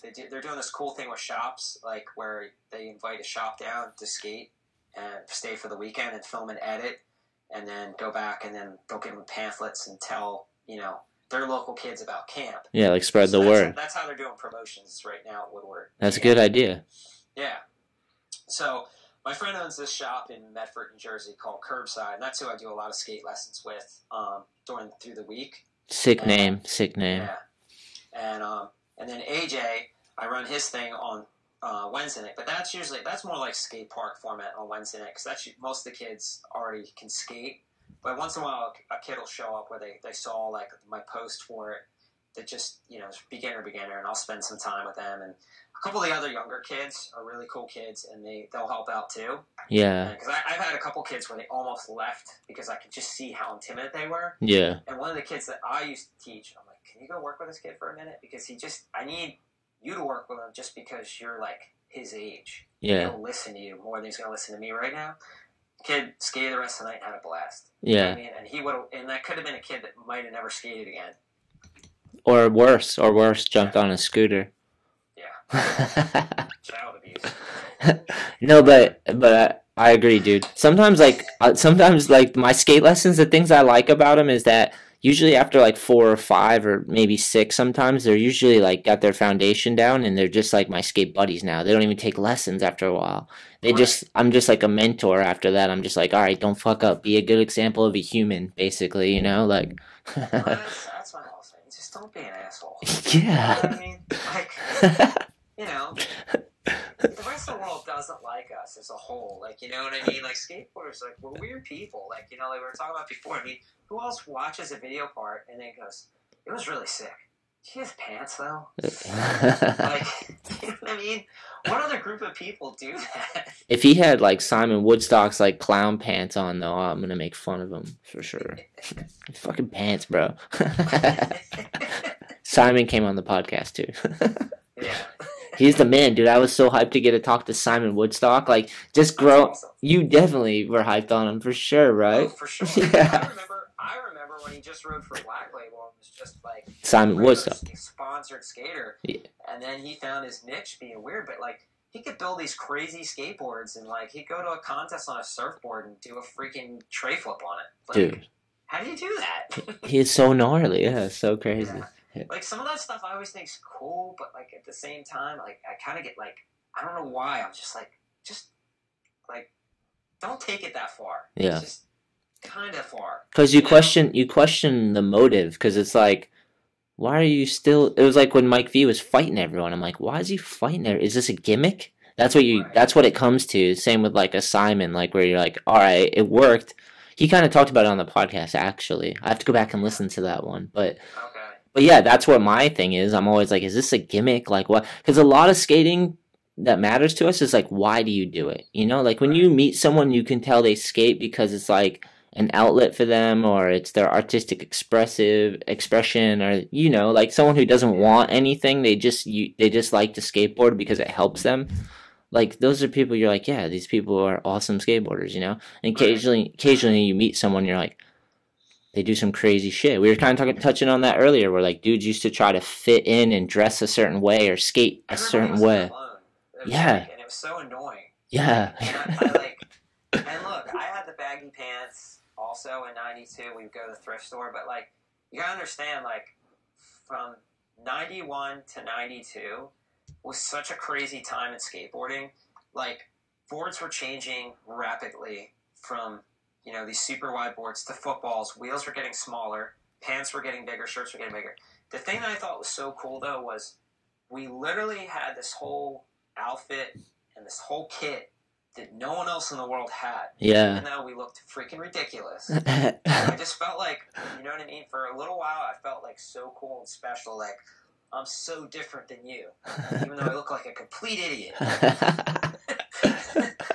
And then I remember, I was like, dude, I can't see my feet like you were talking about before. And I was like, so I started getting slimmer pants. And my friends who skated made fun of me. I started riding bigger wheels because I kept getting flat spots. I got made fun of for that too. Fucking sell out. I was like, I don't care. I don't care. Like, I'm sick of not being able to see my feet, and I'm sick of getting flat spots. So I'll ride bigger. And I was riding 45s, and I got made fun of because they were called big wheels. Oh my god. 45s. That's so small still. So. Well, good. You're an official skateboarder. You took in some punishment. Yeah. That's amazing. Yeah. Did you have the board? I believe you had a board out, right, Ronnie? Yeah, I had a couple. So let's kind of try to transition back into the skate history of. Right. Okay. So I Venture Trucks. That's where we ended on. Oh yeah, Ears and Greg. Yeah. Yeah. So I got on that, and then do you remember Counterculture Clothing? Yes. Okay. So the team manager, they used to sponsor this other guy out here, and his name was Mike Harper, and he was a super ripper. He had two published photos ever, but he ollied 2 flat loading docks in a row that were 12 feet each. What the fuck? Now let me just put this in perspective, okay? Pete Eldridge, years later, when he got on Mystery and he had that video part, he turned pro again. Like after bootleg, you remember he wasn't pro for like 3 years? Yeah. And then he came back. So he called me and he was like, hey, where's that loading dock? I think I can switch 180 it. And he went there and like, you know and I know how good Pete is and how... No, sorry, Pete. Yeah. Hold on 1 sec. That's going to be tough. What'd you get, text? No, update thing. All right. Nice. There's no tornadoes or anything? Nothing we should be worried about? Amber alert? Anything? Nope. All right. We're good. All right. He went there and he was just like, I ain't fucking switch 180 in that. And like, he's in that video part, he switched nose blunt slig clipper. Yeah, he's fucking gnarly, yeah. Yeah. And did he ollie it? That's the real question. This dude ollied it. He also switch ollied it and landed on felt. And all right. he ollie just for fun sometimes. So just imagine Jeff Raleigh, 6 foot tall with size 13 shoes. This was like this guy Mike Harper. Okay. Sounds sick. And he was like a trip dude because he's like that dude at the bar that's like, yeah, dude, I was ripping today. Like, and like, oh man, I was just killing it. And you're like, but he's a cool dude, and like he really could back up his skating. Like, I just never heard a skateboarder talk like that. No, but yeah, there's like a term. It's like over, bro, where you're like, Right. and I've had dudes do that where they come up and they kind of like start talking about themselves to you and tell you like, I have this one dude in mind that comes up and he's just like, yo, like out of the blue, just like didn't even say hi to me yet, and it's just like, yo, like I did like this kickflip front nose slide down a 14 the other day, and it's like, maybe he did, I doubt it. He probably could, but I think he's living in the past. And like, why didn't he just say hi to me first? I was friends with him, so I didn't mind it. You tolerated it. You tolerated it. I always felt like people that didn't know him were like, what is this dude? And he's big. He had iced earrings. You know what I mean? He was like kind of like a white thug dude. You know, like, and my God, though, dude, he could ollie anything. Sick. He could switch, and he could backtail, and he could switch back 50. The Federal Rail that's in Philly, it's the one with the kink. Tom asked to switch front boarded it in a mystery video. Gnarly. Old Eastern exposure. Jerry Fisher lip slid it, and he like goes into traffic. Yep. He like just one day we're there. He just tries to switch back 50-50 down it. Like this is like 1996. Gnarly. Just for the heck of it. Yeah, gnarly. Almost does it. No camera. Legend. You know? Legendary. He's a plumber now. Skates once in a while. That's you know what I mean? I'm sure can still backtail anything he puts in front of him. Yeah, those big guys, like, sometimes they just, like, they still got it in them years later. You're like, how the fuck do you still have that in you? Yeah. So he was getting stuff from counterculture, and then he got in trouble, and he had to do some time, and because he would get in fights with people, and, like, you know, but he would get in fights to protect his friends. But in Jersey, it's 3 strikes, and you go to jail. Yeah. And he wound up going to jail for a while. That's kind of like a Mike V thing. Like, imagine if Mike V used that excuse every try. He's like, oh, it's for my friends. It's for skateboarding. You're like, how many fights this month, though? Like, there's a quota. Like, maybe once a year you'd, like, get in a fight. I don't know. This dude never looked for him, but he was just, you know. Bad luck. Keep his hands in his pockets. And, it happens. You know. It happens. So the team manager called me, and he was like, hey, dude, you know, you ride for Threads and Sleds, and, you know, we sell clothes there, and I heard, you know, you, like, you know, you skate really well for your area or whatever, and, like, we'd like to hook you up. And I was like, all right, sick, man. Send me a box. Yeah, he started sending me, off. you know, sending me clothes, and then they started doing ads in Trans World and stuff like that. What? That's sick. That's sick. They sent me on some trips. So I got to go to Dam Am because of them, and Tampa Am. And then I wound up doing pretty well at Tampa Am the one year. I think it was 2001. I think I ended up like 11th overall. My goal was, I was like, I got to get top 10 because I don't have a board sponsor. I had like Autumn on Wheels, Venture Trucks, America Flow, and Counterculture, and I had a shop, but no boards. You know, and I could get boards from the shop, but I was like, I want to ride for a board company. Yeah, what's next? You got it, yeah. You know, and I was just like, well, if I get top 10, I got a better chance of maybe someone coming up and talking. And like, so I landed every trick in every run, but I did the same tricks. I didn't have like a team manager there to tell me, hey, you know, switch it up. Why you just like played it safe? You did like consistent stuff. I landed everything, and I used the whole park. Yeah. You know what I mean? So that's sick. It was like, and Mike St. Clair even came up to me and he goes, dude, you skated really well, and he was one of the judges. Hell yeah. But like, you know, I was like, oh, cool, you know, and then it came, and you know, dude, PJ Ladd beat me, and like he was the one that got the top 10. And now look, this is when PJ had just put out Wonderful Horrible Life. Nice. All right, so he had that going for him. He's PJ Ladd. He got 10th, 11th. Even 11th is impressive to me. Right. Yeah. You know, and then PJ skated amazing in practice. Hell you yeah. know what I mean? But like when his run came, he really didn't land that many tricks, but he did a kickflip feeble down one of the rails. Gnarly. And like he was in your bracket of, it was like you, him, Billy Marks were like other than like big time pros were doing flip, slide, grind tricks on rails, like skate park. And you know what I mean? Like nobody at that point except like Heath Kirchart and like these guys were doing this stuff. Like, you know what I mean? Yeah, I remember PJ had a moment out here for sure. Wonderful Horrible Life, and then everything after that is ridiculous. So he moved up. So, you know, and then I went home and went back to the skate shop, and I was the buyer for like all the skate stuff for the shop because they sold surfboards and snowboards also. Oh, so you were the buyer for that too? For just skating. Okay. I didn't go into other realms. That's cool though. People. That's cool to kind of learn the behind the scenes side of the shop and like do the ordering. So I did that, and then like, you know, some of the companies were like, "Oh, you were going down to Tampa. You know, how was it?" And like, I was like, "Yeah, it was cool, man. Like, I had a lot of fun." They were like, "Oh, did you skate?" And I was like, "Yeah." And they're like, "How'd you do?" And I was like, I told them, and they were like, "Oh my God, you did so well." And I was like, I guess, like, you know, like to me, like top 5, like, you know, like you did really well. Like that's just, I don't know. In my head, that's what I think. But whatever. And and then I wound up getting Bob Lucido. He's doing screw skateboard. Doesn't he wear a Speedo? Yes, he does. Nice. Yeah, that's him. He did a brand called Seed. I have. That's nice. I remember Seed, dude. Hell yeah. Oh, sick, dude. That's way rad. So, and then here's me.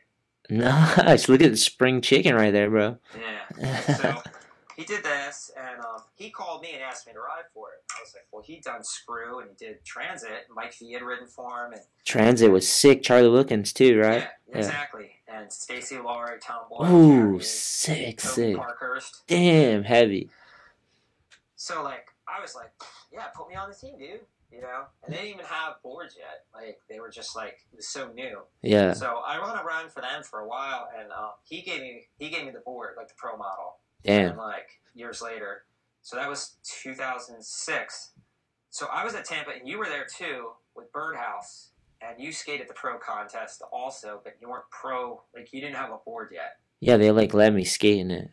Right. Yeah, that was strange. Yeah. That's so sick. I remember you, like, skating. I remember, like, talking to you at practice. I'm like, oh, shit. Like, I remember you from, like, Beast of the East. Like, yeah. Oh, Beast of the East was so sick. I forgot about those. So I skated the pro, and then I made the semifinals, and then I think I ended up, like, 31st overall. That's pretty good, dude. There was, like, 200 kids or something. Yeah, so it was, like, the first pro I ever skated. And I made that. I mean, that was what I got. So that was the best I ever did at, like, Tampa. That's sick. Then, like, I stayed, like, in the 40s for a bit, maybe 50s, and then, like, the last, like, few times I went, I just fucking blew it. But it's just, like, it sucked because, like, I was always like, man, I just want to, like, make the semis or close to it again just because I have a full-time job. Yeah. You know what I mean? Like, I do. You know? Because, like, 98% of those people, that's their full-time job. Yeah. And, like, you know what I mean? It was just like, oh, if I could just make it, like, one more time, like, you know what I mean? That would just be so cool. Like, just, like, because I work full-time. It'd feel like a win. Yeah. So. Because that adds pressure on you, dude. What were you doing for work at that time? I've always been a school teacher. Oh, that's right. Yeah. But you got to divide your time up, you know? Like, it takes you away from your board, for sure. Exactly. So. And it's funny because, like, some of those kids that were so good at skating that, like, the whole world was given to them, it was kind of like it kind of hit them in the face really hard, you know? Like, a lot of dudes downsized because they're just, all they ever did was focus on skating, and they got, like, arrested development where they didn't figure out. Some dudes never even got real jobs, you know? Oh, I know. Crazy. It's always good to have work ethic, to know that, you know? Oh, for sure. So this is... Wow. Sick. So this was after Seed. This was Keystone. Nice. Out of Pennsylvania. And this company was... I was really psyched on this company. Is that a full dip? Yeah. Nice. And and it's screen printed too. Yeah. So that artwork's sick. I love octopuses. Yeah. So I always thought an octopus would be cool. Like, octopuses, you know? Or octopusi. So, that's fucking sick, dude. That's way sick. Yeah. And then did you have board? You had a board from Seed though, right? Yeah. Nice. It had a Jersey Devil on it. Oh, sick. So it was kind of like a tribute to Tom Grohalski. He was a pro for Vision. Nice. And he was known as the Jersey Devil. Oh, epic. And then I wrote for Outlook for a short minute. Right. That guy down in Virginia Beach. And he was like, he like was like, yeah, dude, just come ride for me, and he paid for all these things, and like he got boards out real quick for me, and it was on South Central wood, which is like really good wood. Sick. If you ever skated their boards ever, but they're like they make like Politic and Bacon, and they do a lot of shop boards for the East Coast. It's like kind of like if people don't use Chapman, they use them. Nice. And so they're really good boards. So I was like super psyched on that, and like he was like, I guess he was like a freestyle skater or something in the 80s, the guy who owned it, this guy Vinny. But he was just keeping it going, huh? He was hyped on it? And like, I thought it was cool because, like, this is like, you know, like 2007, 8, around then. And so he still sold boards on his website that were freestyle boards, and like nobody except Pal Peralta had it. And I thought it was kind of cool that he like still had vert boards and like band boards and like, you know what I mean? Like, it's different. Kind of like how skating's more acceptable now than it was then. But I thought it was cool, like how he kind of kept it punk rock and was just like, I don't give a shit. Like, this is what I want to make. Yeah. And like, I was psyched on it. He just, we just had like a falling out just because like he had like a lot of other stuff going on in his life other than just the skate brand. Yeah. You know what I mean? And like, you know, so we just parted ways. And then this guy Dan did this thing called Keystone, and they used to have the boards made out in Lancaster, PA. So the boards were made there, they were screened there, and like, you know, we could like I could call them and change the shapes and stuff, and it was super awesome. And it was like, I feel like it's funny because like this is like what people are looking for now, where they like, you know what I mean, like short runs, screen printed, like handmade, like you know what I mean. It was like, and they were doing this. It was just the guy who owned it, he worked at UPS at night for healthcare, and it was just too much for him because he like basically worked like 15-hour days. Yeah, that's a gnarly job for sure. Yeah. So I did that, and then Bacon Skateboards hooked me up for a while. Nice. From Oregon, and I rode for them for a while, and then I just decided to do my own thing. But this is another Keystone. This was like a skate camp. Little skate pirate. Yeah, because in Element Camp out there, they always call us the Skate Pirates. Oh, sick. It's on a lake where it's like, because YMCA is Young Men's Christian Academy. Yep. And like, so they have like family camp and like band camp and then skateboarders, and it's up in the mountains. It's summertime. It's dry, so everybody's always covered in dirt. You know what I mean? So they're like dirty pirates of the lake. So sick. That was like a tribute to that. And then I decided, I was like, you know what, I just want to make my own boards. So I started doing Metropia. Sick, man. And this is a shape one. So this is like kind of like a hookups Jeremy Klein. Nice. So it's supposed to be like an old rubber sheet. This one. I like the veneer, the green veneer on the bottom. Yeah. Sick. So I do this. And so I do all my boards like popsicle and shape, but they're for street skating. Nice. That was kind of my angle. Like, so it was like, this is supposed to be like a 1991 street shape. And the wheelbase is shorter, so it's good for street. Where a lot of times skateboards today, the wheelbase is longer. Oh, yeah. Which is more like vert. Yep. So, because like on street, you want it really between like 14 and like under 14 and a half for it to feel good. And you use Chapman, right? Yeah. Yeah. So most of those, if you measure the wheelbase, like probably the widest wheelbase they have is like 14 and a quarter, except for like that 9-inch shape he has. Yeah. I just like, from being a woodshop teacher, I'm such a skate nerd. I measure everything. Yeah. And it's good to know. It's good to know too, because certain tricks for certain wheelbases, you know. Yeah, they don't. Let me find it. Like my frontside flips are way different with that when I have a longer wheelbase. Yeah. That's nice that you're into woodworking. That's so sick. Yeah. Do you ever build anything for yourself, like besides? Yeah, I was gonna show you. Well, Oh. Let me just show you. This is I make rails too. Oh, rad. And so this is from a giant sheet of plastic that I cut down, and then I shaped it, drilled it, all that. That's sick, man. And this is like a low profile rail, so it's like the ones you'd see in like the old Rubber Sheep or Hocus Pocus. Yep. For street. So that was like the point behind these. So Nice. I made all these myself by hand. What's the name? It's just Metropia rails, so I call Oh, them nice. rails. Nice. That's sick. Perfect. Yeah. And then this plastic here is actually the guy who used to make rails for Steve Rocco in the late 80s, early 90s. Hell yeah. I got my hands on some of his leftover plastic and had these made. So That's epic. and then let me get up for 1 second. I'm gonna grab something else. Please do. Please do. I'm gonna smoke some weed, Ronnie.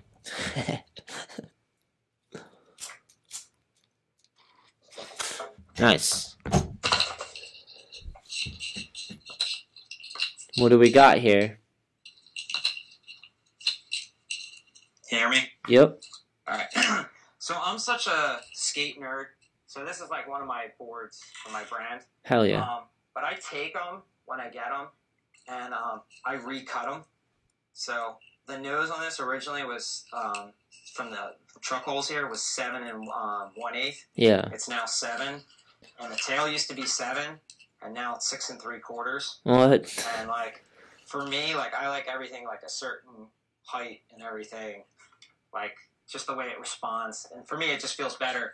And I feel like as you skate and you have like what you know, there's like a complete where I had everything. So like 53 millimeter wheels, like Indy 144s. But Nice. I put extra washers so it goes out as far as possible. So this is like 8.5, and and then I did the same thing where I shape the tail like so it goes in, and I like it a little bit blunt.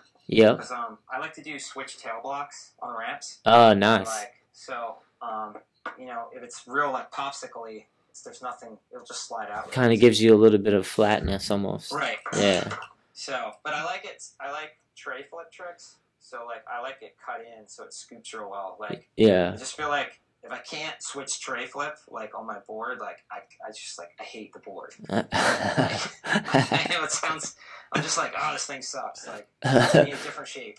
I love switch tray flips. I'll agree to that. So That's right. Sick, man. Well, that sounds awesome. And I was watching some of the videos. You have a team, right? yeah. So I got just two guys now. Todd McLaughlin and Kyle Barton. Yeah, So nice. we're making like another little video, and Todd and his friends made a video that's coming out. It's gonna be premiere at Nocturnal on Friday. It's called I'm pretty sure it's Stale Tape. Nice. Stale Tape. But the video is gonna premiere at the shop at Nocturnal this Friday, Friday 13th. Oh, So perfect. he's got a full part, and he's really sick. He's younger, and he's real hungry. And then the other guy I hook up is this guy Kyle Barton, who's been a ripper forever. He's a little bit older. He lives up in Jersey City, and he works full time, and he's like a computer like analyst. And it's super funny because like he'll come home, like he came home over the weekend and skated, and then like he won't skate like for another week or 2 weeks, and he gets more clips than like all of us. It's just so good. He's like, all right, I'll see you in like 2 weeks. Like, I'm like, can I just have your talent? And he's like, you can take it. Yeah. Like, it's just like, and he can do like anything. Like, if you sit there and be like, all right, I bet you like, $100, like you can't do like, like a double like switch tray flip or something. He'll sit there and he'll learn it like, and he'll get it like, for that $100. Yeah. 20 tries or whatever. He can do anything. Yeah, that's sick. There's certain dudes that they can land whatever they try, Yeah.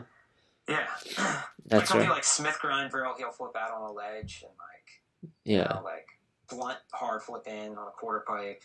Gnarly. Yeah, that's good shit. That's sick. Yeah, my homie. It's funny because he doesn't like, the only thing he wears is skate shoes. Like, he doesn't wear like any like skate clothes or anything, and he's all clean cut. Nice. So it's just like he doesn't even look like he skates. It's like, that's awesome. Like a secret shredder almost. Yeah. But yeah, I also make this is a pen I made, and this is from a skateboard deck. What? That's sick. You can still see some of the paint. You made that pen yourself? Yeah. That's way sick. So to make a pen for like the kit I have, like with the parts, it needs to be 9 plies wide, and a skateboard deck's 7 plies wide. Yeah. So I have to like cut these into rectangles and then glue it, and then I have to cut it back down into a square again, and then bore it out, and then turn it and cut it all down, and then put it all together. So you can get like 50 pen bodies out of a deck, but it's like a lot of work because you got to take the grip tape off, sand it, cut it all down. You know what I mean? Like, so yeah. It's like, and then to cut it all and finish. I mean, this takes like an hour to make one of these. Yeah, that's pretty gnarly. So it's super fun. like I have a lot of friends that work over at Element, and they want me like to make a bunch for them and sell them, but like I couldn't justify the time, the amount of money that they wanted to pay me for it. It was like, I mean, like literally, like I have to sell this for $60 a pen. Yeah. To be profitable, you know what I mean? It's like, yeah. Are you gonna buy? You know, like there's only a few people. Like usually, if they're older skate collectors, are gonna buy something like that. So I always make them and I have them on hand, you know, for some people that want them. But it's sick to be able to do for like any shop that supports the brand. You could throw one in a box and stoke them out or something. You know, and everyone's like Schaefer down at Tampa, like people I think they're like really important in like the skate industry. Like I've given pens to. That's sick. So that's a solid move. One. Damn, sick. I'll send you a Shetler Show coffee mug. Yeah, that'd be sick. Dude. But, yeah, I mean, it's super fun. It's just like to do those, like to mass produce them. It's like insane. Well, this kind of leads me to woodworking and teaching it. What do you like about it? What is it about it? Well, so I always was into like how things work and like just to mess with things and like, you know, like I showed you my boards. Like I get like crazy with them. Like here's my like skate shoe, like New Balance, right? So I took Plasti Dip and I put it all over the edge here. Yeah. So that it lasted twice as long. What? Sick. You know what I mean? Like my friend Levi works for New Balance and like, you know, the homie hookup, he'll send me some shoes time to time, but like, you know, I got to make them last. Yeah. And like, I always like tinkering with things anyways. Like, you know, like, all these laces are dipped in rubber so they last longer. Nice. That's a good move too. So, you know, like, I don't know, that stuff's like always been fun to me, like to kind of like, you know, like customize everything for yourself. That's sick. And you must like teaching it then. Yeah, I enjoy it, and you know, like I said in the beginning, like I work with special needs kids, so it's kids that are on the spectrum of like Asperger syndrome or you know bipolar or behavioral issues. But the idea is like to get these kids back to mainstream them, like so that they can eventually like you know go out in the work world and you know or go back to public school before they do the work world, you know, if they can. But every kid that we have is like a you know different level, so you know we have to change like projects compared to like what their abilities are, you know, their dexterity. What's an example of a project you do for like a young kid? So right now we usually use pine because it's easy to work with. It's a softer wood, and so right now we're making these cats. And so we print out pictures. So like it would be like all the pieces on a piece of paper printed out. And then the student will get a pair of scissors, they'll cut them out, and then we'll spray glue each piece to the wood. And then there'll be lines on there. And we have these professional wood burners. They get way hotter than the ones you get like at Michael's. You have to order these things. They're like $400 a piece. Heavy. And you can, what's awesome with these things, you literally just draw with a pen on top of the lines. And if you're just light with your hand and quick, you can do it like just like drawing like with ink. Wow. And you can shade them and all this stuff. So they'll do that. Then they'll cut it out on the scroll saw. And a scroll saw, if you know what that is, it's just like it has a very thin blade, and it's meant for cutting like really sharp turns and stuff, like puzzle pieces. Yeah. So we have like 10 of those in a row, and then after they're trained on it, they'll get to use these, you know, and like you know we'll stand there with them. You know, there's a couple teachers at a time that all help out, and they'll cut everything out, and then they'll sand it, and then you take paint thinner. And that dissolves the glue, and you just take the paper back off, and then they'll touch it up, and then they'll assemble it with like glue and with a nail gun, and then they'll paint it however they want. So like that's a project everyone's working on right now. And then the advanced kids are building stools to sit on that they'll take home. Practical. And, you know, and then like we come up with like a contest, whoever make the coolest one. So like a kid right now like has a secret compartment in his and pulls a drawer out. A fucking stash pocket. Yeah, he's like. Yeah, you know, it's just like to put like my cards in. Like, okay. You said cards funny. That was weird. You know? It's just like, and it's funny being a skateboarder and being a school teacher because like, you know, like how you like go to the skate park and you always hang out with younger skaters and you kind of always know like the new lingo, you know, where like somebody that gets older doesn't know things, you know what I mean? And like, they'll say things to me and I'm like, I know what you're talking about. So just stop. So I'm like, really? I'm like, yeah, really, dude. Like, Yeah, they look at you like a teacher, probably, not like a fucking skateboarder delinquent. Yeah, and some of the behavioral kids are funny because then they get mad at me. Like, you know, it's not. I'm super laid back. It's just you gotta follow the rules because you know you can get really hurt. Yeah, You know? I was gonna say with the saws, right? Like, I don't go out of my way. I don't try to hurt the kids' feelings like when I'm redirecting them or anything like that. I'm just like, you know, you got to do this. And it's like, you need to sit out for 5 minutes. You need to sit out for 5 minutes. Just get yourself together, dude. Yeah. You know? And, you know, but they'll be like, I'm just like, dude, you got to sit down. I'm not your dude. Like, you're like, fuck. Just, let's get through this, man.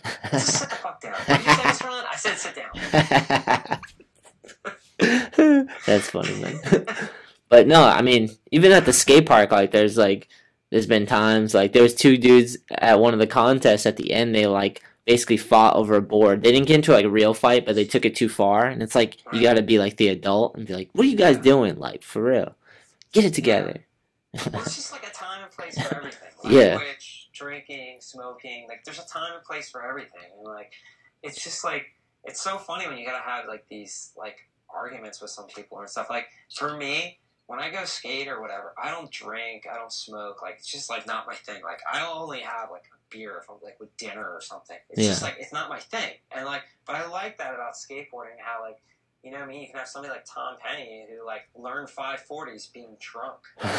You know, like, you know, in football and stuff, like, if that happens, like, it's all under the, you know, secret. Yeah. You know, and it's like, the scandal. Maybe it's not, like, the best health style or whatever, but it's like, it's cool that it's still, like, edgy, you know what I mean? And, like, you can do what you want as long as you produce. Yeah. You know what I mean? Like, it's like, I just hate seeing somebody mess their lives up. Yeah. You know what I mean? Where they could have been something. I'm big on that too. Themselves, yeah. You know?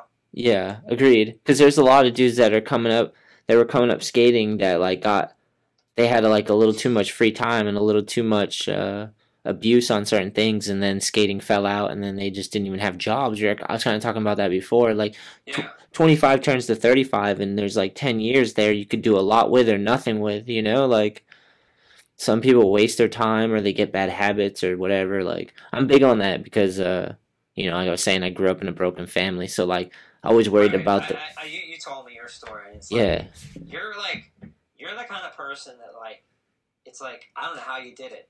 Like, honestly, because, like, when you're at a young age and you don't have mom and dad to come back to, like when you failed at something, you know, where you need that reassurance, it's so hard to get back up all on your own, you know, like 14, 15 years old.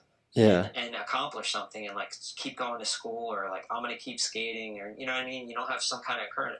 I'm super lucky. Like, my parents are still together. I'm, like, the oldest of 3. That's sick. You know what I mean? And, like, I could always come back to my parents. Like, you know what I mean? Like, I still could if I had to. I don't need to, but I'm just saying, like, you know what I mean? And, like, there's people that don't have that. Like, no, that's good. That's good that you have that family structure. That's ideal. That's what people should aspire to have, is, like, a good family structure that you're able to, like, live life without stress and worry, and maybe a little bit of, like, you know, you don't want to hold someone back, you know, but yeah, my situation was, like, fucked, but, like, there's good and bad on both sides. Like, I've gained, like, a crazy work ethic and, like, a passion and a drive, and, like, everything I have that is amplified in my life in a good way has come from growing up struggling and dealing with that shit. I think what happens, dude, is, like, when a family breaks down and you don't have, like, a support cast or someone to, like, talk to, you talk to yourself, and you can drive yourself into, like, just depression, hate, or just, you know, and maybe that's the picking up part you're talking about, like, trying to pick yourself up. For me, I was always, like, super on edge, and I felt like I had to, like, keep it together for everybody, you know, and, like, I always tried to, like, not be a burden. That was a thing. I was like, I like, if I just carry my weight and do some work, like, I won't, at least I won't add to the madness, you know, like, but it's good. It's like, hard because I see, like, some of these kids, and it's like, if they get to their senior year and they haven't learned anything because they're being so cool. You know what I mean? Like, not learning. Yeah. And then they're like, holy shit, I've learned nothing, and I'm about to walk out in the real world. Yeah. And I don't know anything. Yeah. And it's like, sorry, man. We tried. You had an opportunity that's the thing that pisses me off. And like, I swear to God, like I'll see pennies on the ground. People don't pick up change, and I'm like, it's like you're not even looking for opportunity. Like I literally walk around and find change all the time. Yeah. Especially at a skate park. Little kids are so reckless with money. Their parents gave them, so they're just spilling dimes on the ground, and I'm just like, I'm skating around the park just finding change all day. It's unbelievable. Well, it's like crazy because like I know somebody who's like a coin collector. Yeah. Like, there's some pennies and stuff. I think there's one for like 1943 that's worth like $1 million. Yeah. Because it's like it was printed wrong or something. Yeah. You know what I mean? It's like super funny, like things that people throw away that can be worth all this money. Yeah. Well, like, yeah, and I mean, that's just a mentality thing. Like, I used to find tons of change in the hood, too. You could find pennies and dimes and nickels. Like, whenever we're skating at, like, a spot that's kind of ghetto or whatever, I usually find change. And I think it's, like, poverty of the mind. Because, like, you don't even look at it like those pennies will add up, so you don't even pick them up, you know? It's like... Yeah. I was just like, yo, pick up those pennies. Like, that's what people are fighting over. That's what wars are for. That's why all this crazy shit, this, like, weird abuse and craziness goes on with humanity, you know? People, like, lust after money and numbers more than humans at times. It's horrific. Or we have in the past, you know? Yeah, I mean, the whole social media thing, too, it's like, it just adds to that. Like, it's the worst and best thing ever. Like, this is so cool that we can do this. Like, Yeah. it's just like in the 80s, like, to be able to FaceTime like this, it's, Yeah. like, amazing. And it's like, but the problem is, like, I feel like people don't come to skate events and stuff because it's like, oh, well, I'll see it on my phone, so it was like I was there. Like, I remember when Per Wellender came, the freestyler, Yeah, he came to the Cherry Hill Mall in, like, 1988. I think there was, like, 500 or 800 people there. Gnarly. Some insane number. Like, you know, skaters, I didn't even know there was this many people that skateboard. Yeah, And it was yeah. like, you know, there was this line into Macy's to get his autograph. It was like forever. That's And crazy. It was just like, it was wild. And like, I used to go to skateboard contests and it was like, you know, there would be like all these people there. And then like, now it's like, if like, I don't remind people like of a skate event, like, constantly, it's like, you know, the numbers will be down. It's Yeah. like, and I always get, dude, I forgot. Or it's like, I did see it on my phone, but, you know, Yeah. I'm just going to hang out.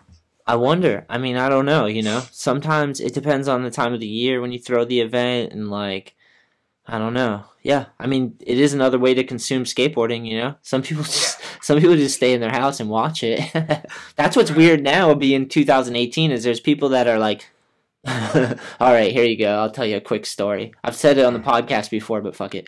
I first time I ever took mushrooms, I like microdosed with Derek Fukuhara, and we went to like a street league, and like I tripped out. I was like, I just felt super high, but I didn't like really lose it or anything. But I was just sitting there and I'm just looking around. I'm like, we're in a basketball stadium. It's full of like skateboarders and like people that were in the stadium and they clearly didn't skate, but they had like P-Rod jerseys and like signs and stuff.